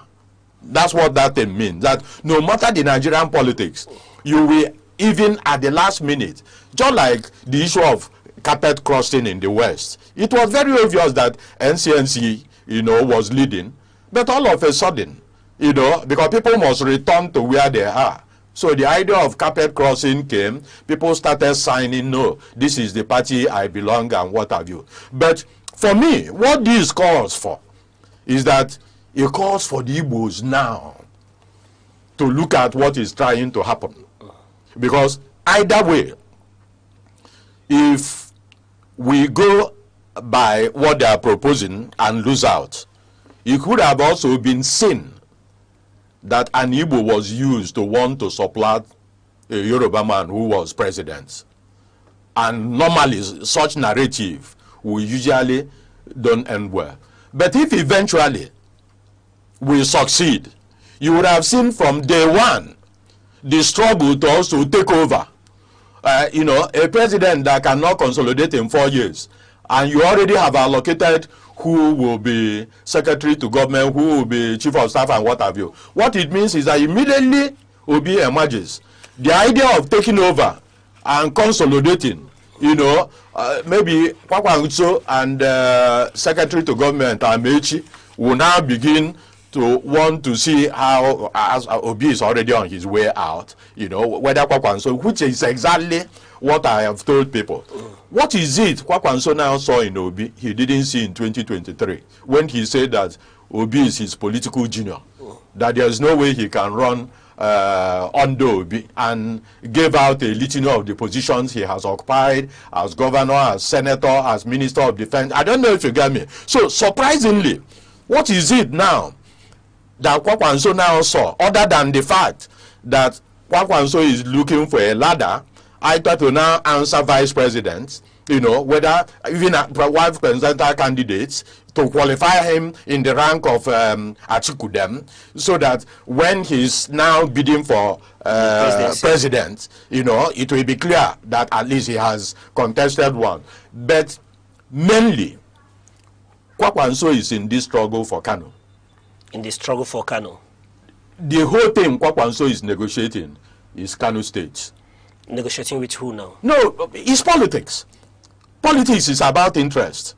I can tell you that if because Kwakwangso no longer has the hold he has in Kano. Mind you that Kwakwangso is now having a candidate, the present deputy governor, Aminu Gwazo, who was also my colleague in the trade union when I was chairman of Enugu State Civil Service. Gwazo was chairman of Kano, you know. So Aminu was deputy governor to the present governor who had moved to APC. And you know, Kwakwanswa comes after Buhari when it comes to political mobilization and acceptance through his Kwakwanswa organization. And for Kwakwanswa, Kanu, because of the votes and the political mobilization, is losing Kanu is like political suicide. So Kwakwanswa, if he has a clear position that Kanu will be left for him, just like what, you know, the other time we wanted to talk about Oshun, and I told you it's normal. You can see what has happened. And if people are talking about, that Oshun, Tinubu repeated it now. What happened in Oshun had happened in Lagos. When under Obasanjo got all the southwestern states to join PDP, but Tinubu didn't join under AD, and he still won Lagos, you know, and that is the ladder with which he has continued to negotiate until the mixtape of Jonathan under PDP, and immediately he saw it, they went into alliance with Buhari, that now gave Buhari presidency, which is why he said it's torn. So politics is about networking, it's about calculation. So it's not this thing people are analyzing publicly. As we are now talking about this group, people are negotiating. People are negotiating because funding presidential campaign is not a child's work. And networking, I've told you that Nigerian politics is driven by tribal sentiment, religious sentiment, and mind you, for us who are Igbos, there's always a trade-off at the last minute.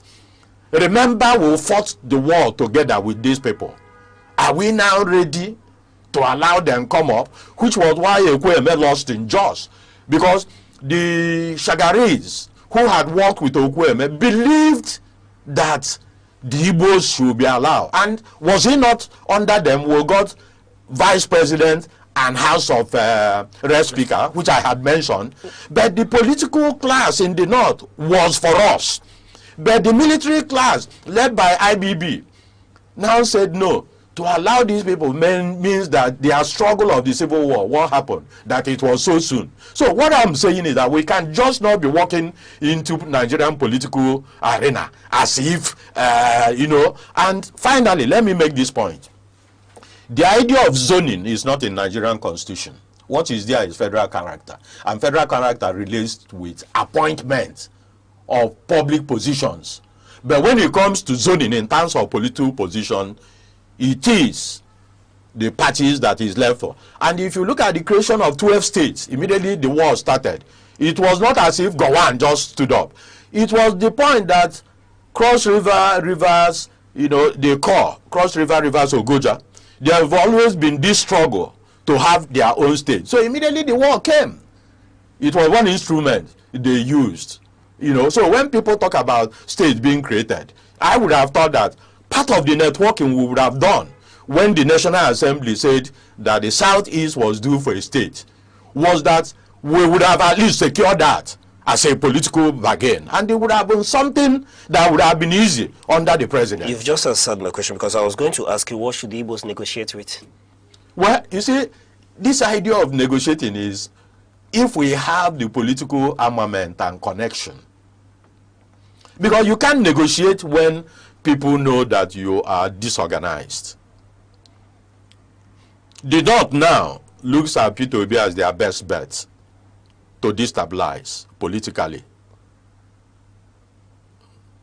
Let me tell you, the riot in 1953 when Igbos were killed in Kano, it was not instigated by Igbo, but it was after the episode where the Northerners were booed, where they left Lagos frustrated, arising from when Inahoro presented the first motion for independence. So when they returned, and Akintola and his team were going to go to Kano for campaign, because that was why I made reference to National Youth Service Corps, and they said these Southerners coming here after insulted us in Lagos, despite the fact that that campaign, that visit was aborted. The riot that ensued, it was the Igbos that suffered it. And we were not part of what happened in Lagos. So the point we are making is that the Igbos are everywhere in Nigeria. So for you to step out, you must begin to ask yourself, this thing I'm doing, how will it affect those who are not caught in the southeast? How will it affect the other Igbos everywhere?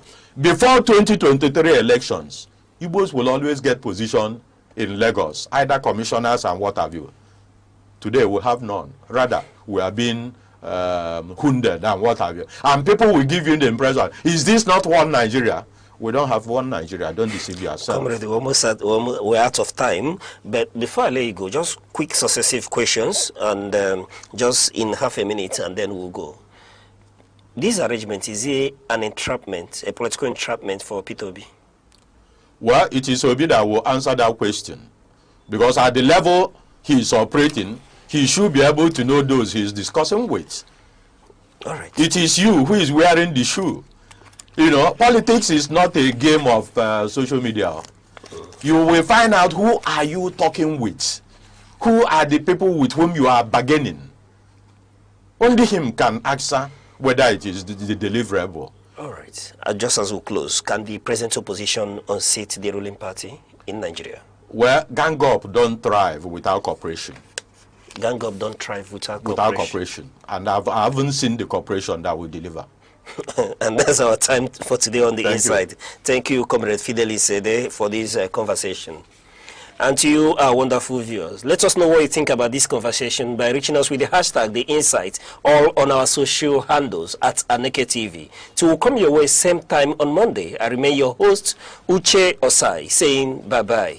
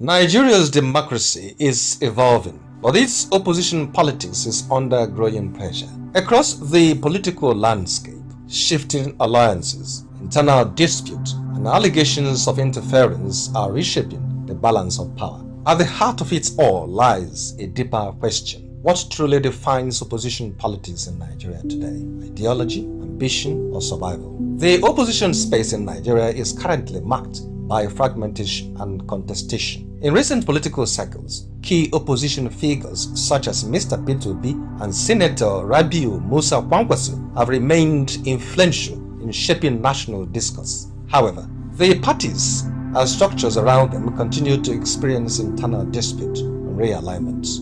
Within some opposition parties, leadership disagreements have escalated into parallel claims of authority, court interventions, and factional control struggles, creating uncertainty over legitimacy and direction. These developments have weakened cohesion and raised questions about whether opposition platforms are consolidating or continuously fragmenting.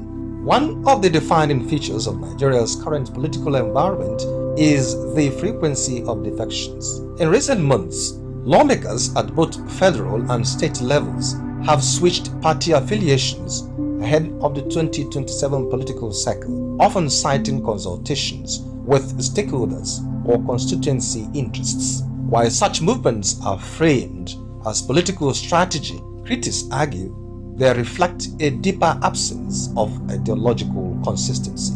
The result is a fluid opposition space where political alignment is often temporal and party identity increasingly negotiable.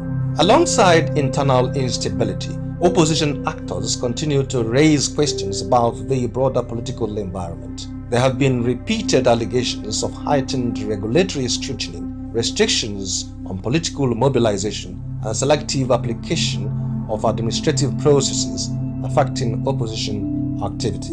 In several instances, legal disputes over party leadership have reached the courts, further intensifying tensions within opposition structures. While official institutions maintain that due process is being followed, opposition voices argue that the cumulative effect creates an uneven political playing field, one that shapes the limits of competition. These claims remain politically sensitive, but they continue to influence perceptions of fairness in the democratic process.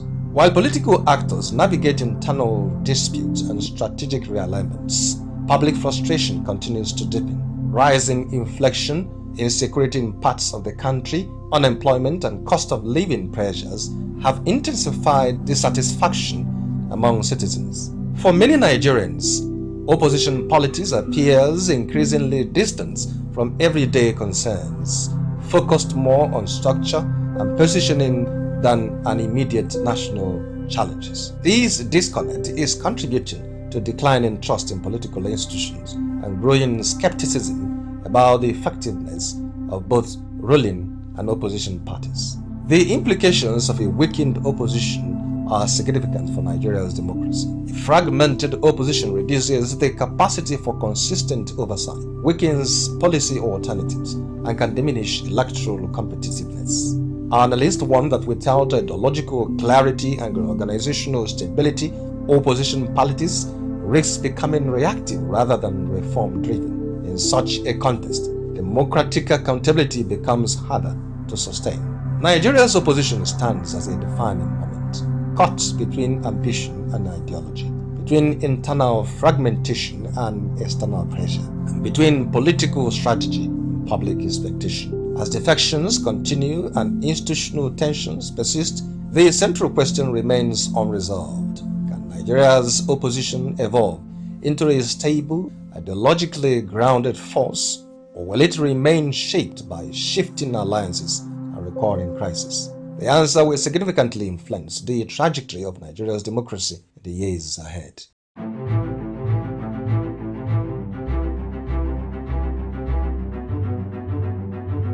Morning headlines before you step out. Midday updates while you work. Evening analysis when the day winds down. Wherever life takes you, Aneke TV keeps you informed, connected, and ahead. Aneke TV. Move with the world.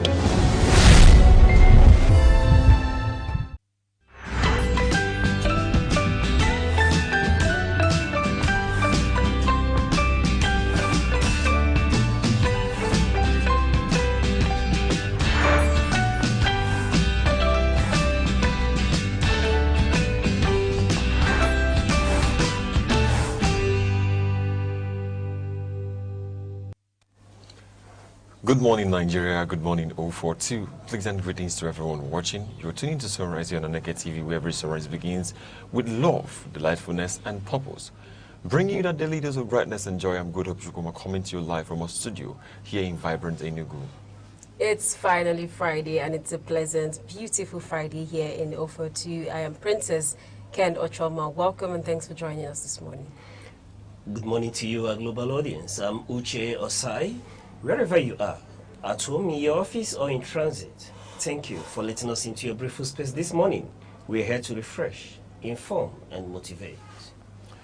It's a beautiful morning, but let's just go right into our quotes. And we are looking from the place of inspiration this morning, where we're having John F. Kennedy motivating us and bringing us alive with his words, where we read, "We, the people, are the boss, and will get the kind of political leadership, be it good or bad, that we demand and deserve." He said that we, the people, I repeat, are the boss, and we will get the kind of political leadership, be it good or bad, that we demand and deserve. So this morning, simply, it's a self-explanatory word that the people are the boss, the people who seek for some,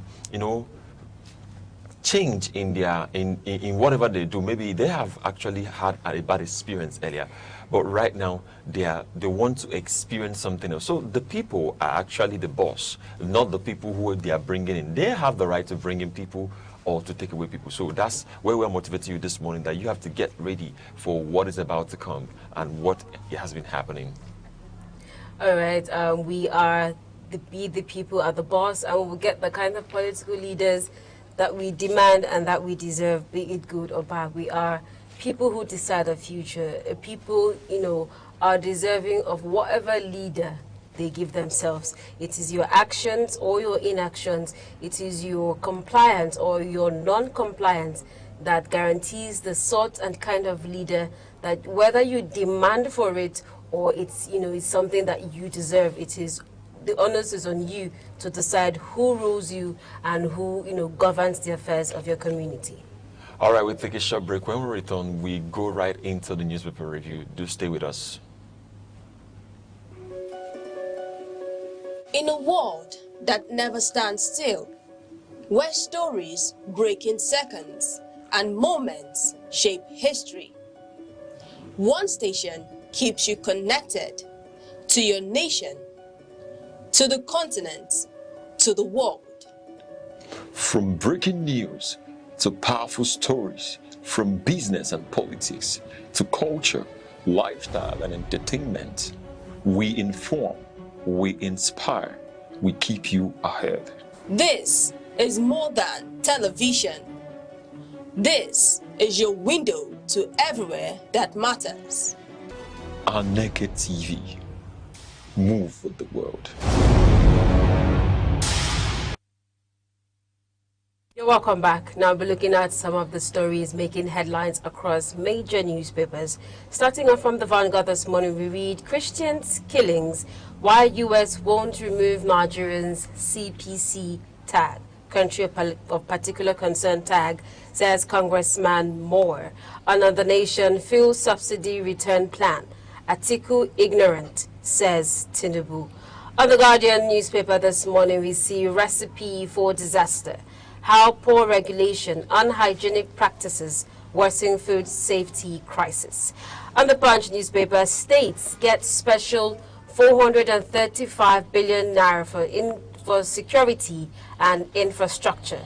On the Daily Trust, Atiku's fuel subsidy pledge sparks debate. And lastly, on the Daily Sun this morning, we see Atiku, Tinubu, Wike, APM clashes over subsidy savings. And joining us this morning with deeper insight on these news issues is Aneke TV's in-house analyst, Res Arum. Mr. Res, it's a pleasure to have you. Thank you for having me, Mr. Oche. It's a pleasure. All right, we take a look at the Punch headline, which says states get special 435 billion naira for security infrastructure. Nigeria states received a special Federation Account Allocation Committee intervention of 435.25 billion in the first half of 2026, specifically designated to address infrastructure gaps and security challenges. This new funding stream, which was absent during the same period in 2025, accounts for approximately 10% of total federation allocations for reporting states. Yes, this is about the All right. You see, this thing has been there, but has not been brought to the fore as it is presently. We are discussing it. But these are parts of the revenue from the federation account being received by the state, especially for the purpose of security. When we talk about security, it's about security holistically, food security and the security of lives and property. So, and they receive this special intervention allocation. Special intervention allocation meant to actually be invested in infrastructure and general security of lives and property. And of all, many of the states may not account on how they have used, but some states have some statistics on the usage where they're plunging these monies from. But you find out that Nigerian people do not know that they are lumping up everything as monies received from inflation accounts. But that's a special intervention. So, and some states are using theirs, and some are not using theirs for the purpose for which that special intervention was given. Some people bring theirs and use it wherever. They use it for whatever thing they even want to, depending on what the state is pursuing or what the state is putting their funds into. But especially these things were meant to just ensure about the security of lives and property, ensure about agriculture for the purpose of food security again, which is very important. And you find out that, you see, it happens in a place where there are no ideologies. Because if there's an ideology, if such money are earmarked for certain purposes, that area should have been, the money should have been plunged into that area, because that will help, at least you'll be sure that there are some areas in government that a particular government, any of the federative units, state or local government, will have to concentrate and do it. For instance, we've been clamoring for a concentration on energy in Nigeria. We've been clamoring for concentration of energy, that is power. If the government of the state had, within the last 3 years, as promised by the head of state, that he provide power for Nigerians, I think it will stir up so many things. We know that it will stir production, optimum production.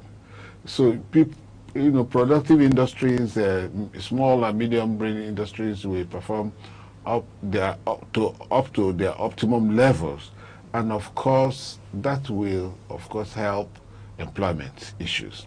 You have so many Nigerians that are unemployed as a result. So when you bring in monies, allocate certain monies for special interventions for projects, that money should go for those interventions. Because if you come to an area of security, if we are having problem in Nigeria security-wise, and these monies are being, and you now find out that huge sums of money have been earmarked for the purpose of security interventions, to the states, and the states are supposed to plug their money into security interventions. The states are supposed to put the money into agriculture. If you have security, you have agriculture. People don't go to farm because there's insecurity everywhere. There's banditry, people are raped, women are raped, people are killed in their farms, and so on. which resulted in food shortages, and which resulted in escalating prices of goods that are, done here, goods that we get from our land. That is agro products. So because it is short, there's no adequate supply of these food materials. So the prices of staple food is now going high. We do know that, and this is harvesting season. So what will happen when harvest is done and people will now begin to? This is a period where we're supposed to have a peak time period of low prices of goods, because some goods that are not durable are coming in, and it should be enough for everybody to take. You have the corn, you have yam, you have many others, Gary, and so on and so forth. But the moment these things are taken off from the farms, then it would have finished, because it shows that enough is not done in the agro sector.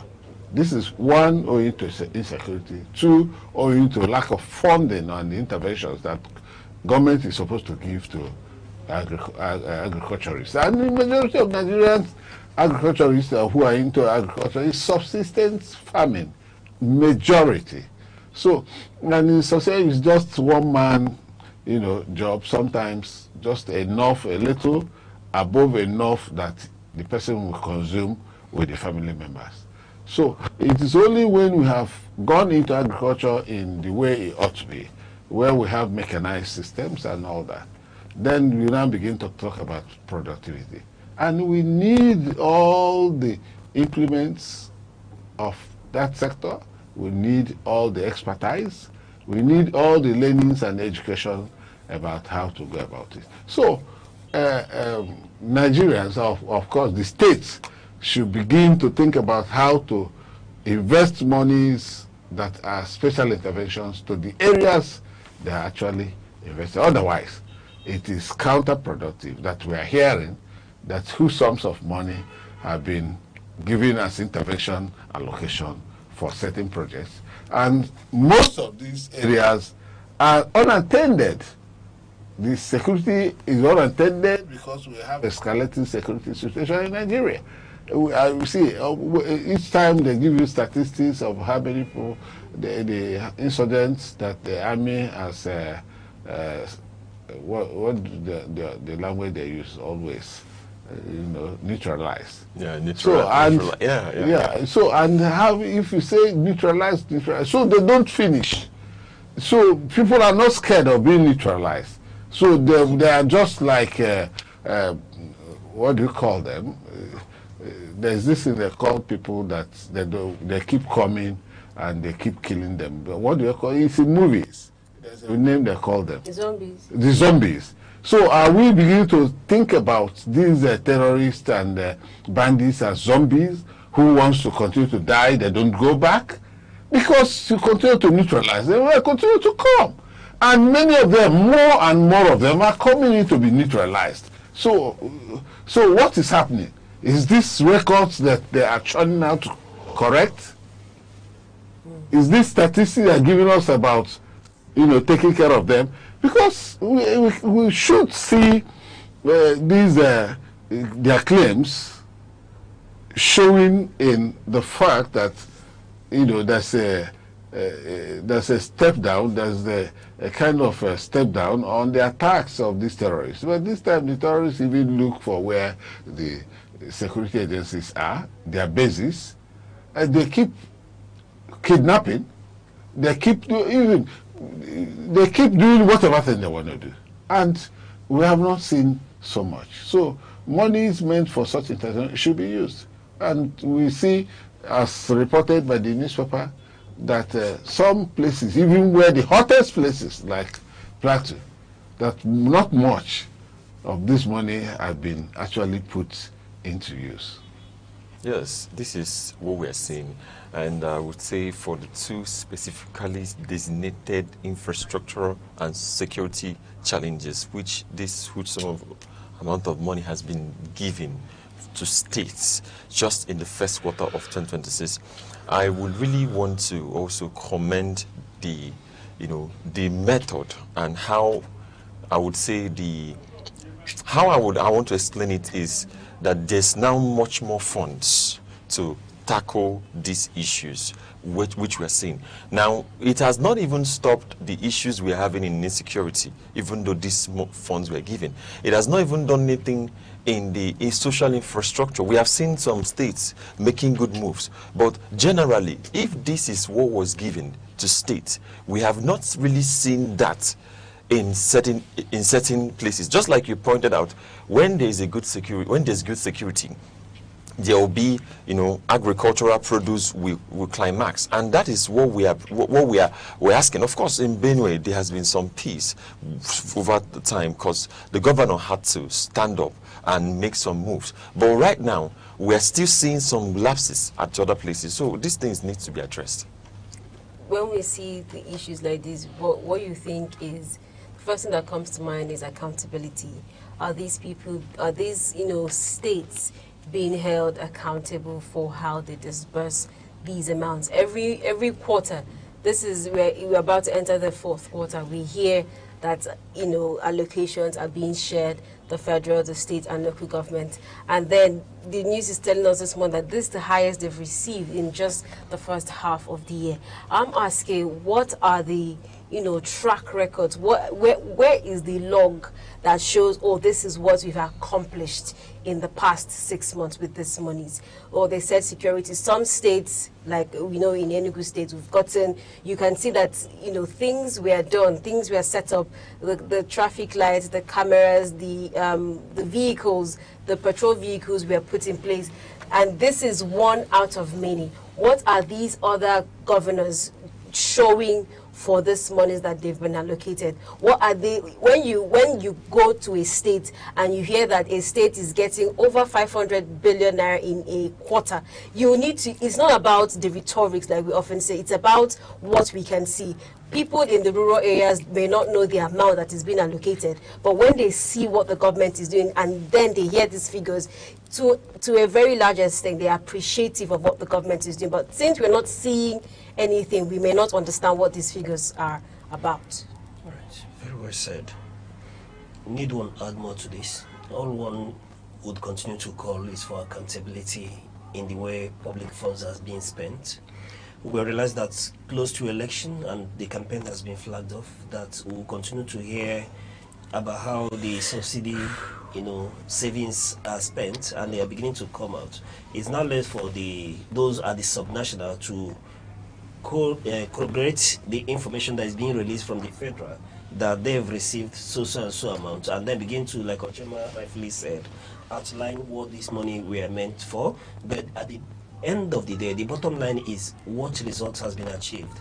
You realize that many Nigerians have been kidnapped over the years, and here we have 435 billion naira marked for infrastructure and security in Nigeria. What the common man in Nigeria wants to know is that security has improved. They are able to go to the farm and return with their harvest unhindered. Nigerians want to be able to travel without, you know, fear of being kidnapped. So at the end of the day, it's not about the money that has been earmarked for security and infrastructure, but what has been achieved with that fund. Yes, some states may be commendable for their effort, but like I did say, the bottom line is results. Truly. All right, move on to the next story. This is from the Vanguard newspaper. Christians killings, and it says why U.S. won't remove Nigeria's CPC tag, says Congressman Moore. U.S. Congressman Riley Moore has firmly opposed removing Nigeria's country of particular concern designation, citing persistent and severe violence against Christian communities, pointing to a recent raid in Plateau State that left over 24 dead as evidence of the government's failure to contain radical extremist groups. Moore dismissed argument that these attacks are merely resource-based, you know, conflicts. Consequently, he asserts that the U.S. must maintain this diplomatic pressure to compel Nigerian authorities to demonstrate concrete actions toward protecting religious minorities and holding these perpetrators accountable. So, you see, designating Nigeria as a country of particular concern by the United States is based on the problem on the killings of Christians in some parts of Nigeria, especially where they are seen to be minority, especially in the north, because the Christians in the south are more in Nigeria in the south than in the north. So those in the north are being dominated by the Islamic people, and then which has a section of a fundamentalist in them who takes these Islamic jihadist ideas to unleash terror and destruction of lives and property on the Christian population up in the north. And that is exactly why the United States designated Nigeria as a country of particular concern. This is a diplomatic action meant to assuage the Nigerian government to go into meaningful action to deter such things in a country which is said to be secular. The secularity in Nigeria is almost unfounded. And it's almost unfounded in the fact that even when you say we are a secular state, there are dominance in terms of, there's a kind of religious dominance, where things like killing of some section of Christian communities is not seen actually from a perspective that it is unconstitutional, it is an impediment on the fundamental rights of citizens and all that by government, when it is not seen by some majority of those in government that are attached to the Islamic fundamentalism ideology. So the Riley Moore is one person who has carried on this crusade, carried on the idea that there should be freedom of worship in Nigeria, that Christians should not be dominated, intimidated, or attacked for any reason. And that is exactly what has happened here, where Riley Moore says opposed to it, even when government continue to give reasons that it is resource issues that are causing problems. Riley insists, and of course there are proofs of such things. Researches have been done, and you proved that there is a religious onslaught, or a jihadist onslaught on the Christians in Nigeria. The fact that the U.S. still places, or the fact that Nigeria is still placed as a country of particular concern over 6 months, because this proclamation was made sometime in August, October last year. It just goes to show that there's something we're not doing right. Yes, the U.S. might not be the final authority in situations like this, but understanding the backlash and the conversations that came up, both among Nigerian indigenous, foreign, diaspora Nigerians, and then the United Nations Committee about Nigerian sovereignty and all of that, it just further shows that there's something that we're not doing right. Yes, the Nigerian government and the security agencies has come out and have said a lot about their efforts that they've made to restore security and safety, but there's something that we're not doing. So until we find out that exact thing that we need to or maybe have that conversation about the Christian killings, then maybe we can start having a concrete conversation and finding a way to resolve these issues. All right. Excuse me. Do the Nigerian government actually agree there is any such situation? That's what I'm saying. If we decide to have that conversation. Yes, because they have bluntly refused to accept that there's such situation, where it's been researched and found out by an international community, the international community, that there's such thing in Nigeria. Yet they want to do because they felt that whatever thing that's been decided at the international level is casting aspersion on the image of the country, and that image is what they want to defend. And in the course of defending it, they tend to ignore acceptance of what is real. All right. So the point remains that, like Ochuma have submitted in this regard. The concern should not be about the perception or the position of the foreign country or body, about Nigeria. It's about improving the situation on ground. The question remains, are people being killed in Nigeria? The answer is in the positive. Is security improving in Nigeria? If the answer is in the positive, then we need not worry. But if it is not abating, then there should be room for concern. Because when you look at the issue, it depends from the spectrum upon which you look at the issue. But there is a bottom line that people are being killed in Nigeria, and life should be sacrosanct. Then, beyond that, when we begin to take statistics of people who are being killed, then it may support the argument that it is targeted.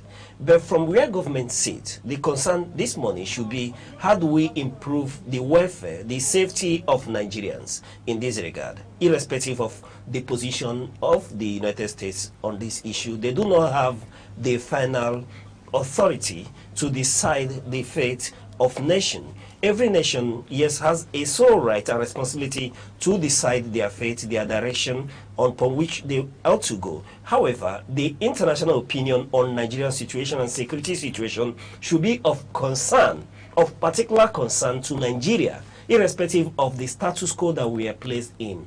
Because when you look at it from a different perspective, the same country that has placed us as a country of particular concern, we may begin to interrogate a lot of things. But today is not a day for those controversies. But our government, irrespective of the fact that whether we want to accept it or not, the point is that people are being killed in Nigeria. All right, take a look at the Daily Sun. Going back to subsidy shows serious ignorance. Tinubu. President Bola Tinubu has said going back to subsidy shows serious ignorance, rejecting calls to reinstate the fuel subsidy removed in 2023. The statement is a defense of his administration's economic reforms and pressure over rising cost of living and fuel prices. Tinubu's remark signals the government will not reverse subsidy removal and wants focus instead on palliatives and alternative support programs. You see, the subsidy issue has been something that a whole lot of discourse has arisen from before and now that it's been removed. Before it was removed, people discussed the subsidy issue from the economic perspective, that it brings about corruption. It is a show of corruption. It is something, it's a conduit pipe upon which some very corrupt entities siphon the national income, the national fund of Nigeria. People discussed that until the administration of Ahmed Bola Tinubu came on board and decided that he will remove subsidy. But before then, Atiku Abubakar, who presently has done a somersault, is beginning to champion, beginning to tell why subsidy should come back, was also preaching, was following a bandwagon of people who insist that subsidy must be removed. So Atiku Abubakar used subsidy removal as part of his manifesto during the 2022 campaign period. He was campaigning to Nigerians that subsidy ought to be removed so that Nigeria will have a virile economy, that so much money is being expended on subsidy. But now, because Ahmed Tinubu removed subsidy, and based on the fact that many things have now come to, many dividend of democracy has not come to the parts of the poor Nigerians. There are no indices to show that poor Nigerians, that the removal of subsidy have brought about a good economy, have brought about a good standard of living for Nigeria, has brought about infrastructural deficit, infrastructure that's been there, being taken care of, and so many other things. We can name them. It has not shown that subsidy removal has brought about. We only hear statistical data. The data that Nigeria gives is that Nigeria economy is booming. The data Nigeria gives is that Nigeria, everything is working. That is exactly why even the visit of the Catholic bishops, they actually put across. They told the president a few things about Nigeria, the insecurity, bad economy, and all that. And the president openly countered those things and said, Nigeria is working, the economy is working, insecurity is going down, and everything. He did not accept, just like they have not accepted the issue of particular concern, they did not even accept there's anything wrong with Nigeria. You see, so it is something that the presidency and the people is ruling with, and they are supposed to, you know, have a retrospect. That is, begin to think where they started, where they are coming from, how it has been, and what they have been able to achieve from all that is being claimed and counterclaimed. Because they claim all is well, while the masses are claiming that all is not well. Then who is now on the right side? Who is fooling who? Why are you believing that you have it all, that you have done the best? Even if you have done the best, you can see that your best have not been enough to put things in the right order. That's why greater percentage of Nigerians are suffering. The poor is getting poorer. Of course, statistics are there. International statistics are there. I don't know about your own statistics. You might come up. Of course, your own statistics, all is well, which means there's no poverty in Nigeria. Is there anything like all is well statistics? Yes, all is well statistics. So everything is well in Nigeria. The poor is not, nobody is poor. Yeah. Nobody is suffering. Nobody, it is a negative rhetoric that possesses negative tendencies. That is, how can you tell the people that when Nigerians are crying every day? People are crying, people are killed. People cannot even eat 2 meals. Some don't even eat up to 1. Some go with something less than, that is a roll of buns for a day and water. And you are telling us all is well. How can you tell us that? I know that people like me, I don't even travel again. Why is it that I don't travel? It's not because I do not want to travel. There are things that I would want to do outside my place where I'm staying, Enugu here. I want to do outside Enugu. Even within Enugu metropolis, I don't do it. Because I'm afraid that anything could happen to me. Even when the Enugu State governor is doing, you know, well in the area of security, I'm still scared. So you see, all is not well in Nigeria. And talking about removal of subsidy, it will be removed. And it has changed a lot of economic indices in Nigeria. If you now go back to subsidy regime, then you go back to square one. It will now break almost all the things put in place. And you start all over. And who knows if that your experiment will even work, or whether it will plunge Nigeria into deeper economic recession. So that is why the Tinubu administration has brought in policies. But I've always said it, that economic policies, I've never seen economic policies that worked in Nigeria. When you come out with principles, economic principles, the law of demand and supply does not work in Nigeria. Now they are talking about increasing the salary of workers. I bet you things, the changes in price would have, in fact, it has even started. So before the workers get even 20,000 or 10,000 added to their income, the money has finished. In fact, the money can no longer sustain them again. So these are some of the things that happen in our economy. So the issue of reversal of subsidy is, it cannot be done. If it is done, we are going back to square one. I would say, I mean, as much as the president and the government has said, oh, that we're not going back to subsidy, and you want to wonder what the monies are being, you know, done with, or what these monies we have been put into. My concern is with former Vice President Atiku. Why are you choosing? Because we understand what it took us, what, you know, situations we had when we had the fuel subsidy, how monies were siphoned, how, monies were plunged into servicing and trying to stabilize these prices. If you want to put back the subsidy, are you not, indirectly doing Nigerians more harm than good? I would suggest that you would, prefer a solution of a better way to handle these monies gotten from these subsidies, or look for something else that you would, focus on that would further better the life of Nigerians, and not trying to take back or put back something that has already been removed, that we already understand, that we are trying to find out or trying to hold the government accountable for these same subsidy that they removed. I will really say state for a fact that, going back to removal of fuel subsidy, putting it back, bringing fuel subsidy back, that's just what it means. For me, may help some situations. But right now, where we are, we can't go back to the former. We actually, like Ochoma pointed out, we are moving forward. So the question is, what, like she said, what is that money that has been realized from the fuel subsidy? What is the use? What has it been used for?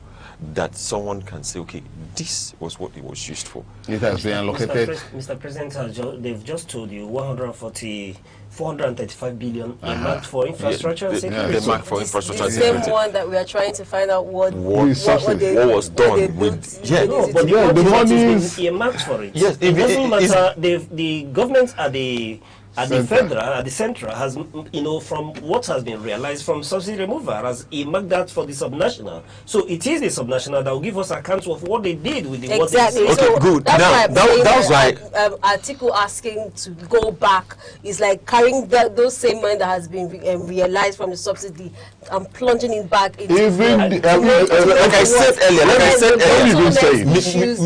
let me say something. Even presently, the Nigerian government is still owing people during the subsidy regime. They're still owing to pay them what was accrued to them during the subsidy regime. They're still owing them up till now. Without even considering two articles' argument, my question is, what will you do for Nigerians to be satisfied? We will know when we see it. No, it's not. The point is, it's not what we do for Nigerians to be satisfied. They will always be for subsidy removal. Yes, I agree with Mr. Ress that article campaigned with subsidy removal. Subsidy was removed. Here we are. Every Nigerian is complaining. We are not seeing the effects of subsidy removal. Now, article has come back, realizing that it's not something. No, it's not a sellable policy. When they campaigned in 2023, to remove subsidy, that now it's easier to win people over by saying we are going to bring back subsidy. Yeah, so which is why I'm asking, because Nigerians are in the midst of all this. What can be done for Nigerians to be satisfied? Well, what can be done for Nigerians to be satisfied is it's the same thing you can do for a common man. I know human needs are insatiable. Of course, we've seen that in some textbooks and also in some books. But we have seen it in real time too. But it is the least you can do for the people to show that there's something that is going on in the government. That is what people are clamoring for. Earlier in the fuel subsidy, you could see some signs that fuel is not as high as it is now. It's not as high as it is now. The reality on ground is this. Yes. When you give A, Nigerians will ask for B. And you sum it where human wants are never satiable. But the point remains that I think the argument should be what has informed Atiku Abubak's decision? What has he discovered? What data does he have that supports his policy to reintroduce subsidy if we should give him our vote? But be that as it may, let me speak a bit for President Bola Ahmed Tinubu. Before you do that, you see, when there are situations like what we have now, campaigns and selling of ideas, Atiku had become suddenly a super economist because he initially was selling that manifesto remove subsidy. I'm going to remove subsidy. But it's possible they've seen the implications. How of that could he have removal. seen? Or is it just another how issue of could he rhetorics have during seen campaigns? that? Why did he not actually dig deep into his idea of removal, knowing the pros and cons, and what will happen to the Nigerian economy, and what will happen to Nigerians, what will happen to Nigerians, before he started selling that idea? But it is now because somebody have removed subsidy and is doing it, and he felt that the economy is still bad. You know, then it means that there is something why the economy is bad. The economy is bad when the subsidy was there. The economy is also bad when they remove it. So you now begin to think about the economy is bad depending on the divide where you sit. That's what I'm saying. So you now begin to think about why the economy is bad. Is it about the subsidy issue alone? Because it may not be subsidy issue alone. All right. Now, it is my time. The point for me is this. What we should interrogate in the first instance is what were we subsidizing? Where's the data on consumption rates of petroleum in Nigeria? What were we actually subsidizing, and what has been saved from subsidy removal? These are the data that would inform us. Yes, people raise concern about corruption in the subsidy regime.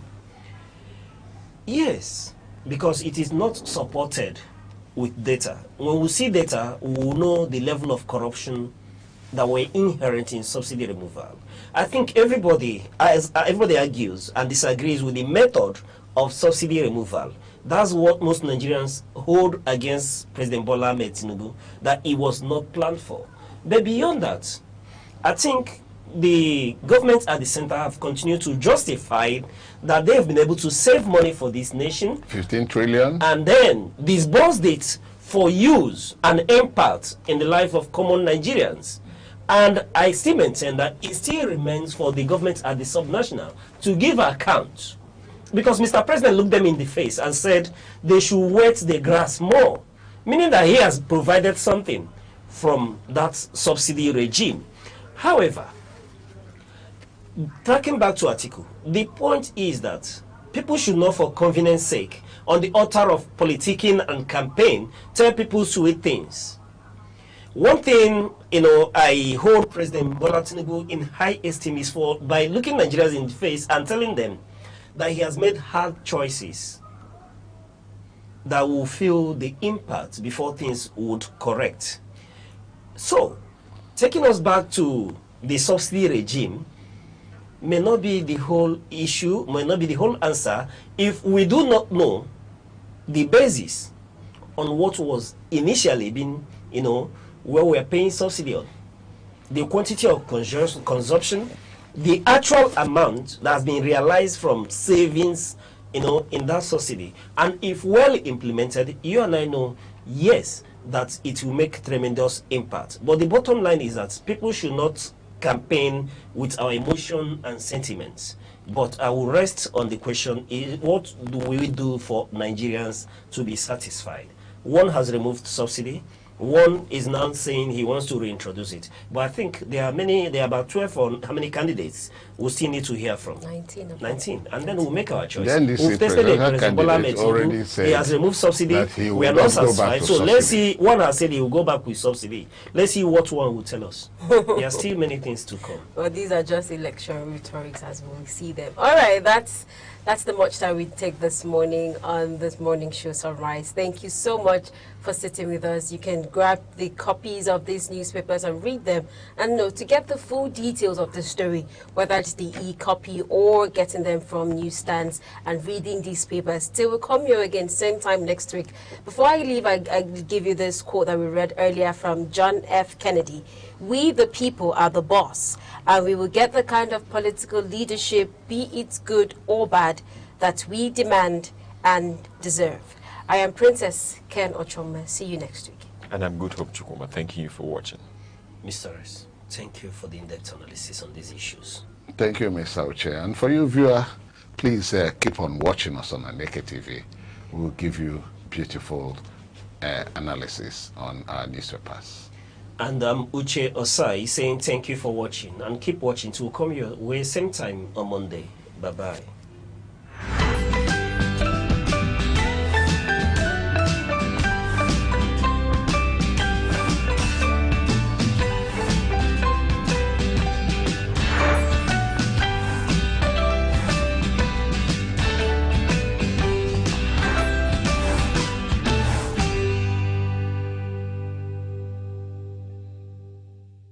I want to gently recommend this to you. Please do not be nice. Be kind, because kindness is a measure of our humanity, but do not be nice. Nice means wanting always to be liked, and this is a particular affliction of female socialization. Nice means silencing inconvenient truths. Nice means choosing always to be comfortable. Nice means letting go of courage.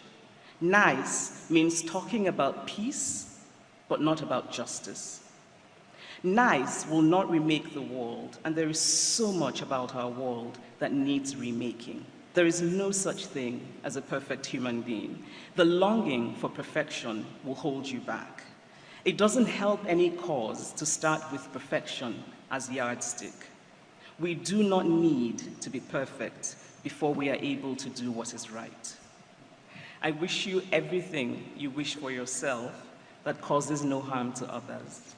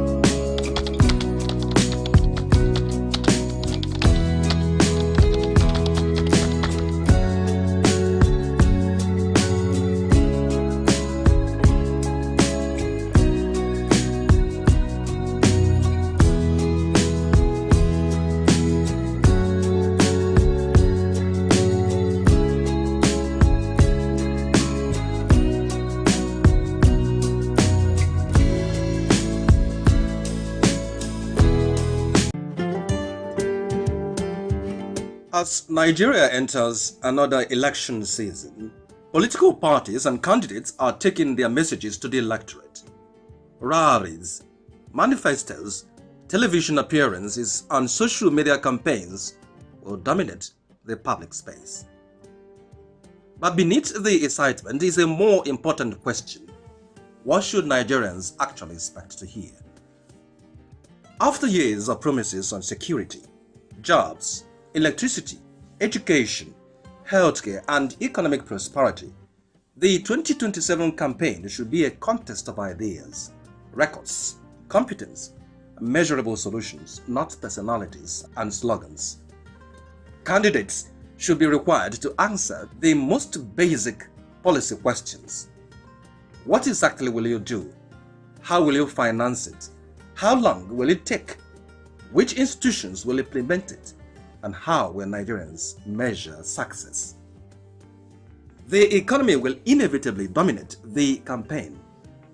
Nigerians are dealing with the realities of food prices, transportation costs, housing, school fees, healthcare, and the survival of small businesses. Parties should therefore explain how they intend to grow the productive economy, create sustainable employment, strengthen manufacturing and agriculture, improve the business environment, and protect vulnerable citizens without creating unsustainable public finances. Promises of jobs must come with an economic pathway. Promises of cheaper electricity must address generation, transmission, and distribution. Promises of poverty reduction must explain how investment, productivity, social protection, and human capital will work together. Security will be another defining issue. Kidnapping, terrorism, banditry, communal violence, and other forms of criminality have affected communities and livelihoods across the country. Nigerians should expect more than promises to crush criminals. They should hear concrete proposals on intelligence gathering, policing, technology, border security, prosecution, community engagement, and prevention. Education and healthcare should receive equal attention. Nigeria's young population can become a demographic dividend only if young people receive quality education, technical skills, and opportunities for productive employment. Candidates should explain how they intend to improve schools, teacher quality, vocational training, universities, research, and the transition from education to work. The same applies to healthcare. Nigerians should hear practical plans for primary healthcare, maternal and child health, health insurance, essential medicines, and the retention of medical professionals. But perhaps the greatest danger is that the campaign becomes dominated by ethnicity, religion, personality politics, and misinformation. Nigeria's diversity is a strength, but it should not become a weapon for political mobilization.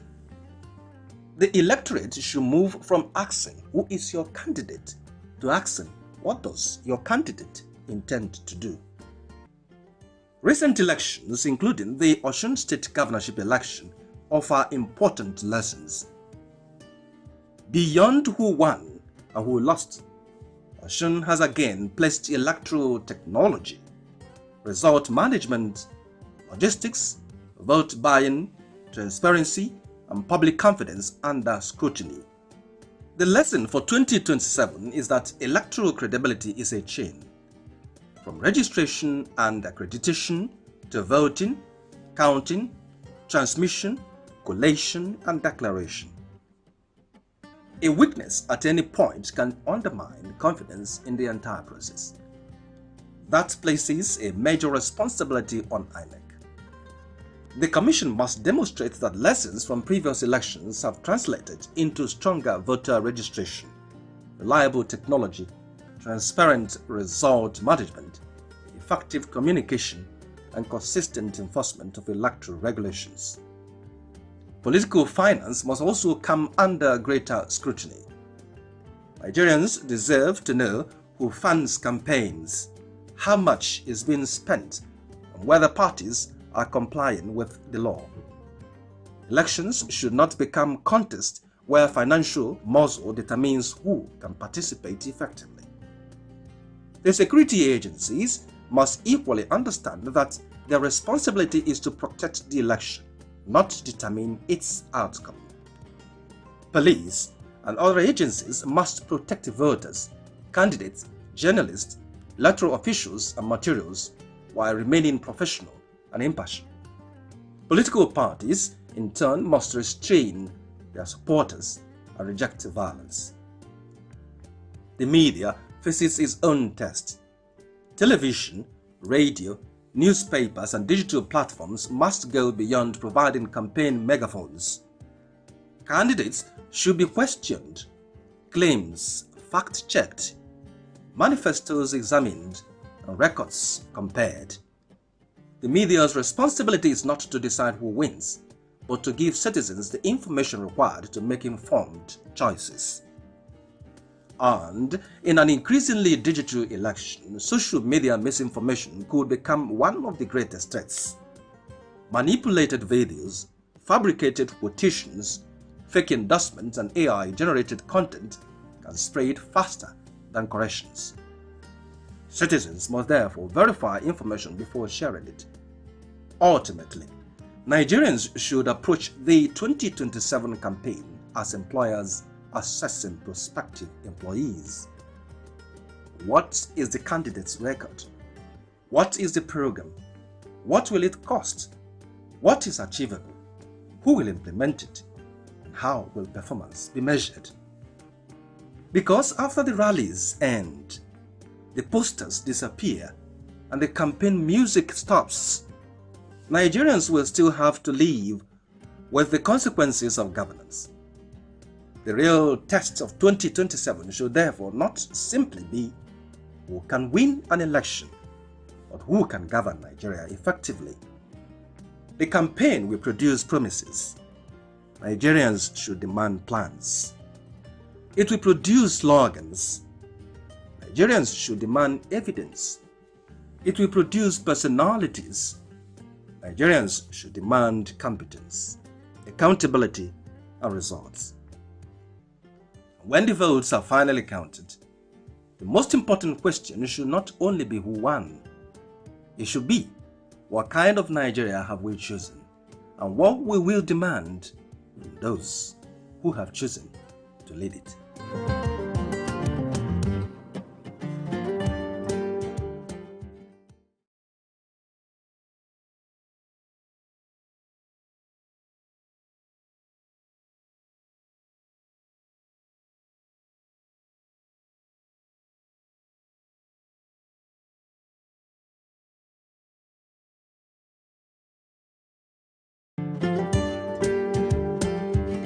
As Nigeria enters another election season, political parties and candidates are taking their messages to the electorate.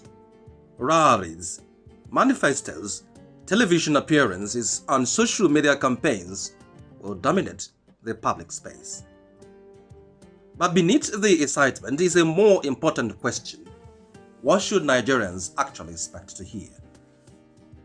After years of promises on security, jobs, electricity, education, healthcare, and economic prosperity, the 2027 campaign should be a contest of ideas, records, competence, and measurable solutions, not personalities and slogans. Candidates should be required to answer the most basic policy questions. What exactly will you do? How will you finance it? How long will it take? Which institutions will implement it? And how will Nigerians measure success? The economy will inevitably dominate the campaign. Nigerians are dealing with the realities of food prices, transportation costs, housing, school fees, healthcare, and the survival of small businesses. Parties should therefore explain how they intend to grow the productive economy, create sustainable employment, strengthen manufacturing and agriculture, improve the business environment, and protect vulnerable citizens without creating unsustainable public finances. Promises of jobs must come with an economic pathway. Promises of cheaper electricity must address generation, transmission, and distribution. Promises of poverty reduction must explain how investment, productivity, social protection, and human capital will work together. Security will be another defining issue. Kidnapping, terrorism, banditry, communal violence, and other forms of criminality have affected communities and livelihoods across the country. Nigerians should expect more than promises to crush criminals. They should hear concrete proposals on intelligence gathering, policing, technology, border security, prosecution, community engagement, and prevention. Education and healthcare should receive equal attention. Nigeria's young population can become a demographic dividend only if young people receive quality education, technical skills, and opportunities for productive employment. Candidates should explain how they intend to improve schools, teacher quality, vocational training, universities, research, and the transition from education to work. The same applies to healthcare. Nigerians should hear practical plans for primary healthcare, maternal and child health, health insurance, essential medicines, and the retention of medical professionals. But perhaps the greatest danger is that the campaign becomes dominated by ethnicity, religion, personality politics, and misinformation. Nigeria's diversity is a strength, but it should not become a weapon for political mobilization. The electorate should move from asking, "Who is your candidate?" to asking, "What does your candidate intend to do?" Recent elections, including the Osun State governorship election, offer important lessons. Beyond who won and who lost, Osun has again placed electoral technology, result management, logistics, vote buying, transparency, and public confidence under scrutiny. The lesson for 2027 is that electoral credibility is a chain, from registration and accreditation to voting, counting, transmission, collation, and declaration. A weakness at any point can undermine confidence in the entire process. That places a major responsibility on INEC. The Commission must demonstrate that lessons from previous elections have translated into stronger voter registration, reliable technology, transparent result management, effective communication, and consistent enforcement of electoral regulations. Political finance must also come under greater scrutiny.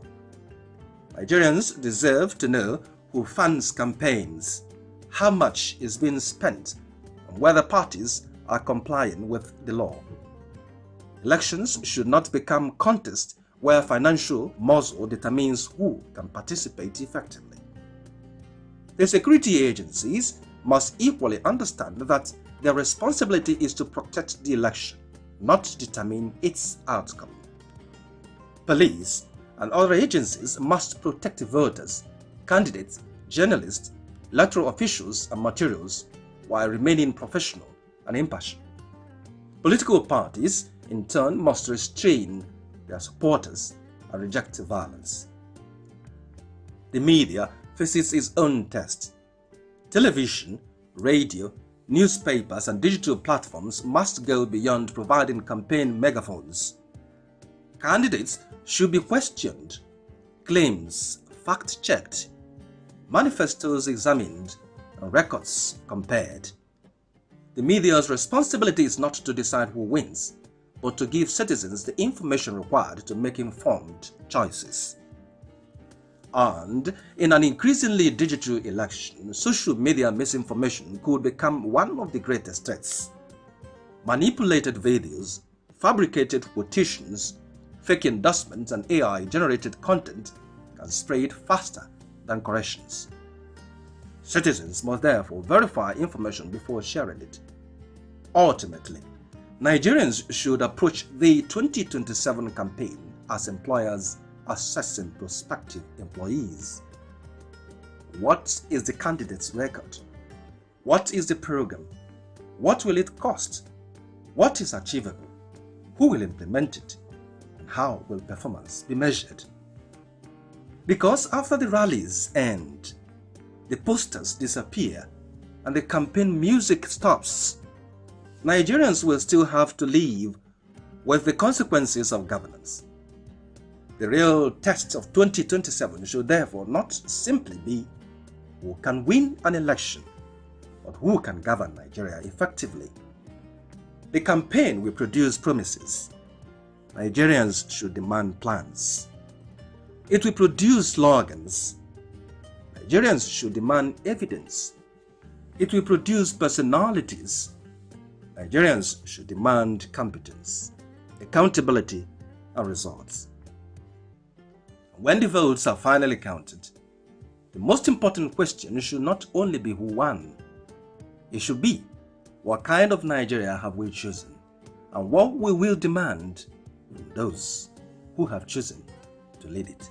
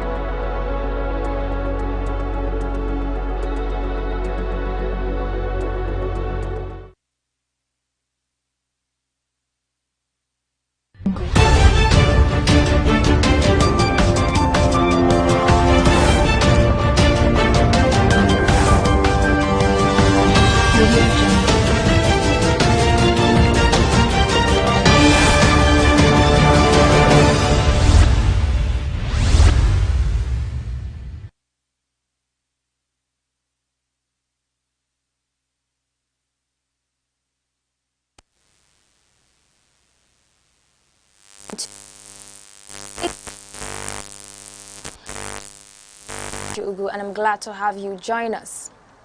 Here are the headlines. Independent National Electoral Commission fixes November for nationwide mock accreditation exercise. Borno families demand rescue of 78 school children after 100 days in captivity. Federal Bureau of Investigation seeks secret court review of withheld Tinubu records. Now the news in details. Families of abducted school children and other residents in Borno State have renewed calls for urgent rescue operations following more than 100 days of captivity. The appeal followed the abduction of 78 school children from Musa and Lassa communities in Askira Uba local government area of the state. Families and community members staged a protest in Uba demanding stronger efforts by the federal government and security agencies to secure the victims' release. The senator representing Borno South, Mohammed Ali Ndume, also urged the military to intensify efforts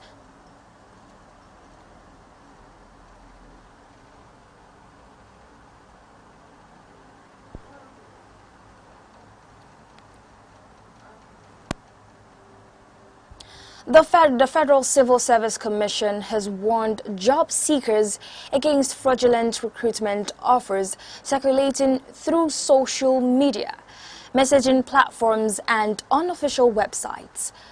The Commission said genuine federal recruitment does not require applicants to deal with agents, middlemen or individuals promising guaranteed appointments. It advised applicants to rely only on official recruitment channels and verified government publications for information on vacancies and application procedures. The Commission also warned that payment demands for application forms, shortlisting or employment letters should be treated as fraudulent and reported to the appropriate authorities.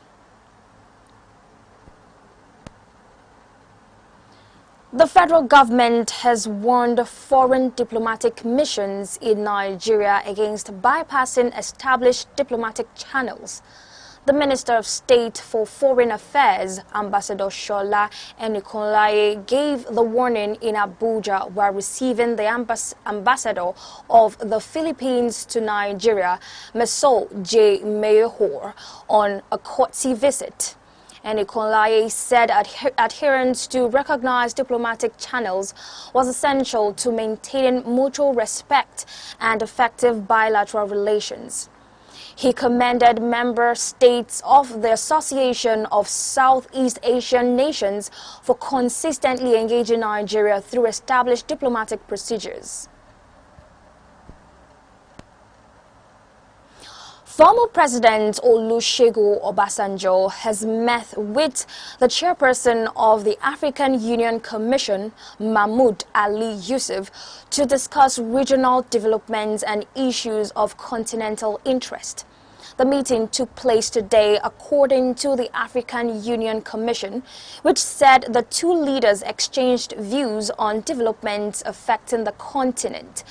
Yusuf commended Obasanjo's continued engagement in support of peace, dialogue and stability across Africa. Obasanjo, who serves as an African Union High Representative, has continued to participate in the bloc's effort to promote dialogue and peaceful resolution of conflicts. The Enugu State Waste Management Authority, ESWAMA, has announced the August monthly environmental sanitation exercise for Saturday, August 29th. The exercise coincides with the second edition of the Enugu City International Marathon, scheduled for the same day across parts of the Enugu metropolis.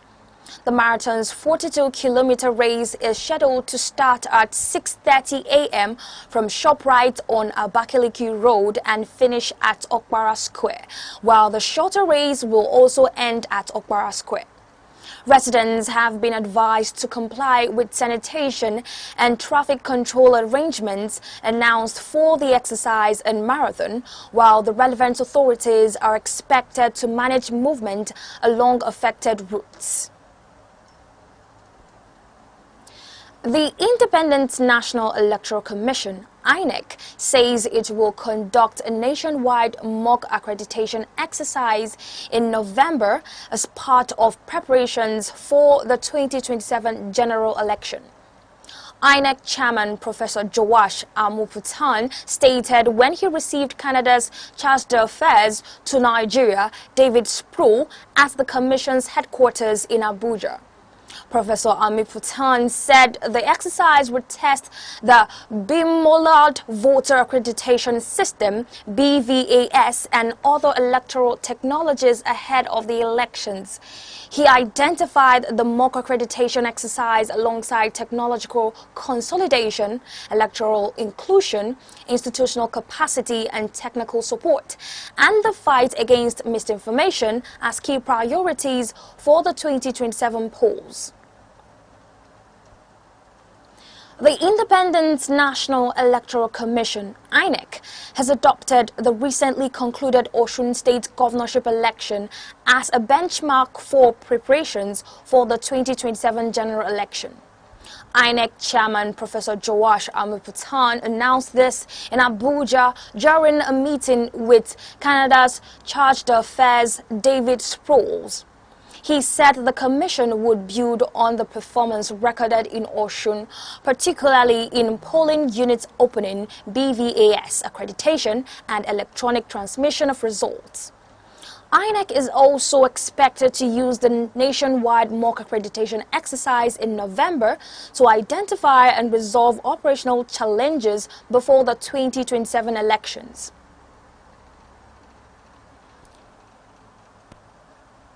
The chairman of the Nigeria Youth Congress, NYC, Enugu State Chapter, Prince Wilfred Edoga, has pledged to promote peace, responsible leadership, education and youth empowerment during his 5-month tenure. Prince Edoga stated this while featuring on Aneke TV current affairs program, The Arena. He expressed appreciation to the Enugu State government and the national leadership of the organization for finding him worthy to lead the youths in the state, saying he had developed a work plan and agenda but was concerned about what would be achieved within the short tenure. If I bring out money for my family, my wife knows about this. He supported me. So for now, I will be taking half chop. I'll be using the remaining one to sponsor the youth. And if what we are doing is okay by you and you want to come and sponsor what we are doing, we are free. But I have to start. Youth have lost the focus. You know, money, corruption, and way of the way youth have been getting themselves involved when it comes to democracy or politics have contributed 60% of the problem in the society today. The same youth will come out tomorrow and protest. The same youth will complain that this leader is not doing well. The same youth who collected this money, who have acted like a tox, will complain there is no roots. So I think it is a quiet time. The same people who have found themselves in such criminal system of democracy or politics should come back to their senses. I think we are here.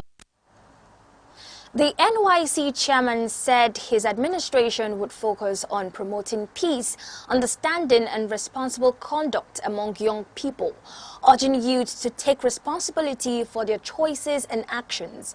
Prince Edoga said one of his priorities was to discourage youths from collecting money from politicians at the expense of their conscience and later complaining about poor leadership.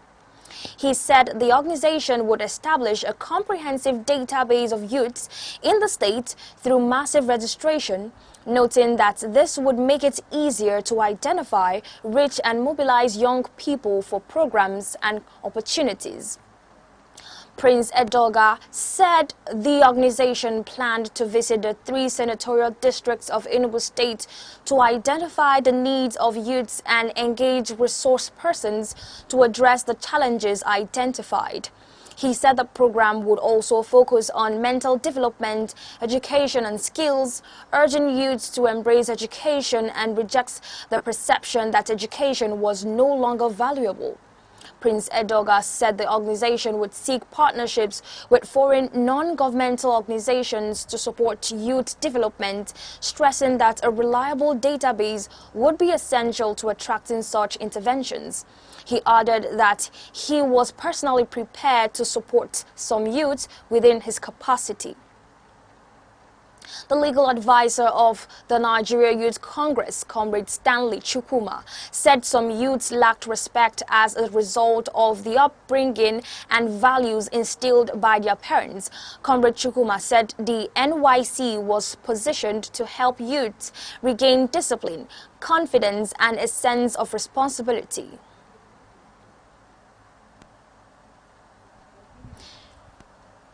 A member of the NYC in Enugu State, Ms. Nwankwo Uchechukwu, urged youths to avoid indecent dressing and called on parents and school authorities to develop measures to discourage the practice. She said the proposed seminars by the organization would provide an opportunity to address issues affecting youths and promote responsible conduct that would protect their dignity and the image of the organization. The news at 8 comes to you live from Aneke TV. For more updates and breaking news stories, follow us on Facebook and YouTube at Aneke TV. And now here is a recap of the major stories making the headlines. 2027 polls, INEC fixes November for nationwide mock accreditation exercise. Borno families demand rescue of 78 school children after 100 days in captivity. Coming up shortly, Federal Bureau of Investigation seeks secret court review of withheld Tinubu records. Stay with us.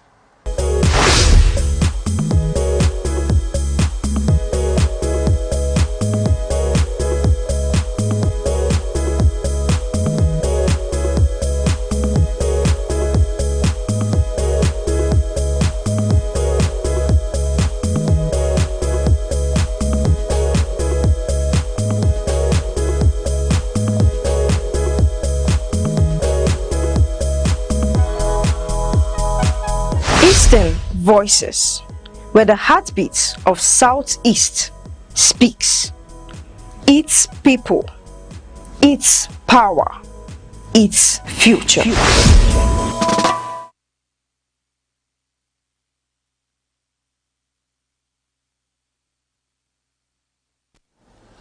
The United States Federal Bureau of Investigation FBI has asked a federal court in Washington, D.C. to allow it to submit confidential declarations concerning records relating to President Bola Tinubu.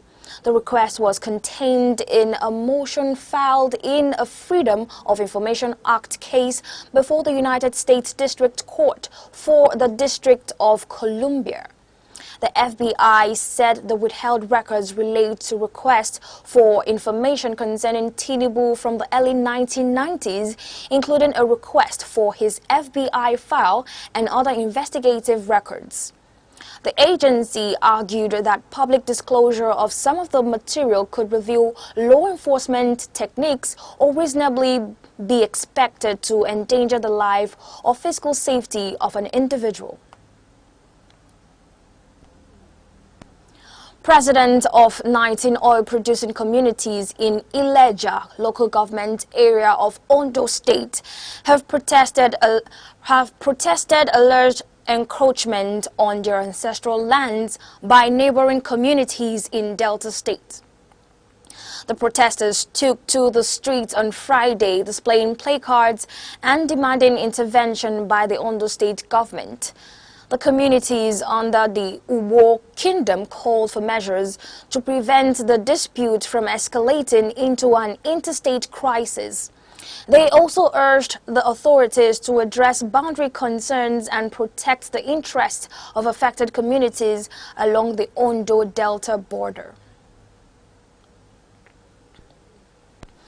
The Petroleum and Natural Gas Senior Staff Association of Nigeria, Pengasan, has urged the federal government to create conditions capable of attracting long-term investment into Nigeria's oil and gas industry. The call was contained in a communique issued at the end of the 2026 Pengasan Energy and Labour Summit held in Abuja. The union said Nigeria needed predictable regulations, improved security, efficient project execution, and competitive fiscal terms to strengthen investors' confidence. Pengassan also called for faster development of gas infrastructure, protection of domestic refining assets, and reforms that would translate the country's energy resources into jobs and economic growth. The Nigerian National League (NNL) is preparing for its 2026-2027 season, with stakeholders earlier scheduled to converge on Owerri for the league's 17th annual general meeting. The meeting is expected to deliberate on preparations for the new season, club licensing, and other administrative matters. The NNL remains Nigeria's second-tier professional football competition, with promotion providing a pathway to the Nigeria Premier Football League. Further details on the final kickoff date and competition formats are expected from the league authorities following the conclusion of the AGM and season preparations. Music executive and Marvin Records founder Michael Collins Ajere, popularly known as Don Jazzy, has reflected on the rise of singer Ara Star. Don Jazzy previously discovered Ara Star through material she shared online before signing her to Marvin Records, where she began work on her debut project in 2020. Ara Star subsequently released her self-titled EP in January 2021 before gaining wider recognition with her subsequent projects and hit songs. She has since emerged as one of Nigeria's prominent contemporary Afro-pop artists with an expanding international audience. And now, to end the news, here are the main points again. INEC has fixed November for a nationwide mock accreditation exercise as part of preparations for the 2027 general election. The Commission says the exercise will test BVAS and other electoral technologies, while the recently concluded Osun governorship election has been adopted as a benchmark for the 2027 polls. Families of 78 school children abducted from Musa and Lassa communities in Borno State have renewed calls for their rescue for more than 100 days in captivity. Senator Mohammed Ali Ndume has also urged the military to intensify efforts to secure their release. The Petroleum and Natural Gas Senior Staff Association of Nigeria, Pengassan, has called for stronger regulatory certainty, improved security, and faster development of the country's oil and gas infrastructure to attract investment and convert Nigeria's energy resources into jobs and economic growth. And that concludes the news. Thank you for watching. I am Onyechi Ugu. Good night.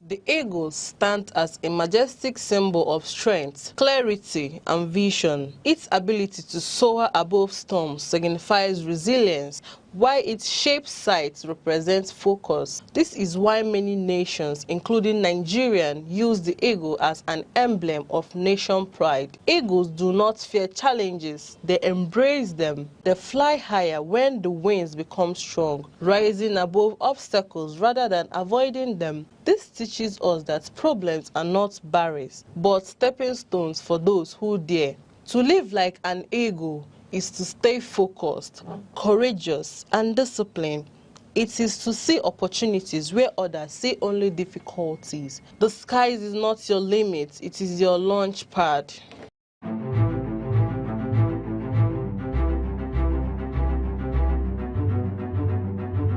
Morning headlines before you step out. Midday updates while you work. Evening analysis when the day winds down. Wherever life takes you, Aneke TV keeps you informed, connected, and ahead. Aneke TV. Move with the world.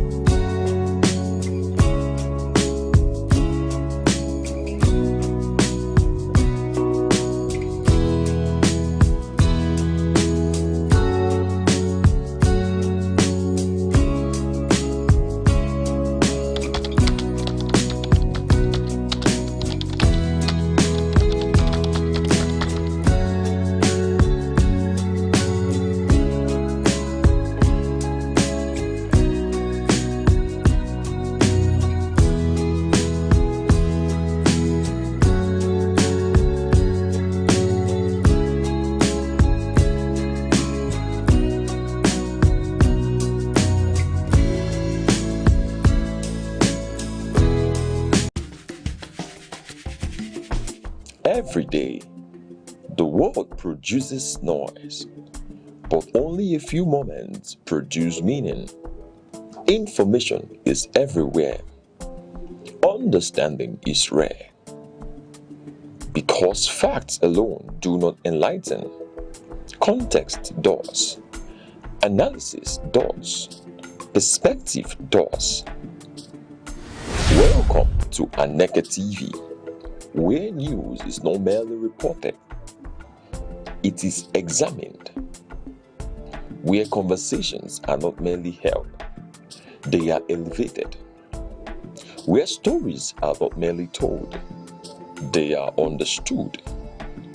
In governance, in business, in society, in the global arena, clarity is power. Discernment is advantage. Awareness is responsibility. This is broadcasting with purpose, journalism with depth, programming with intellect. Nigeria, the world, we are live. Aneke TV, broadcasting daily, informing minds, shaping perspective.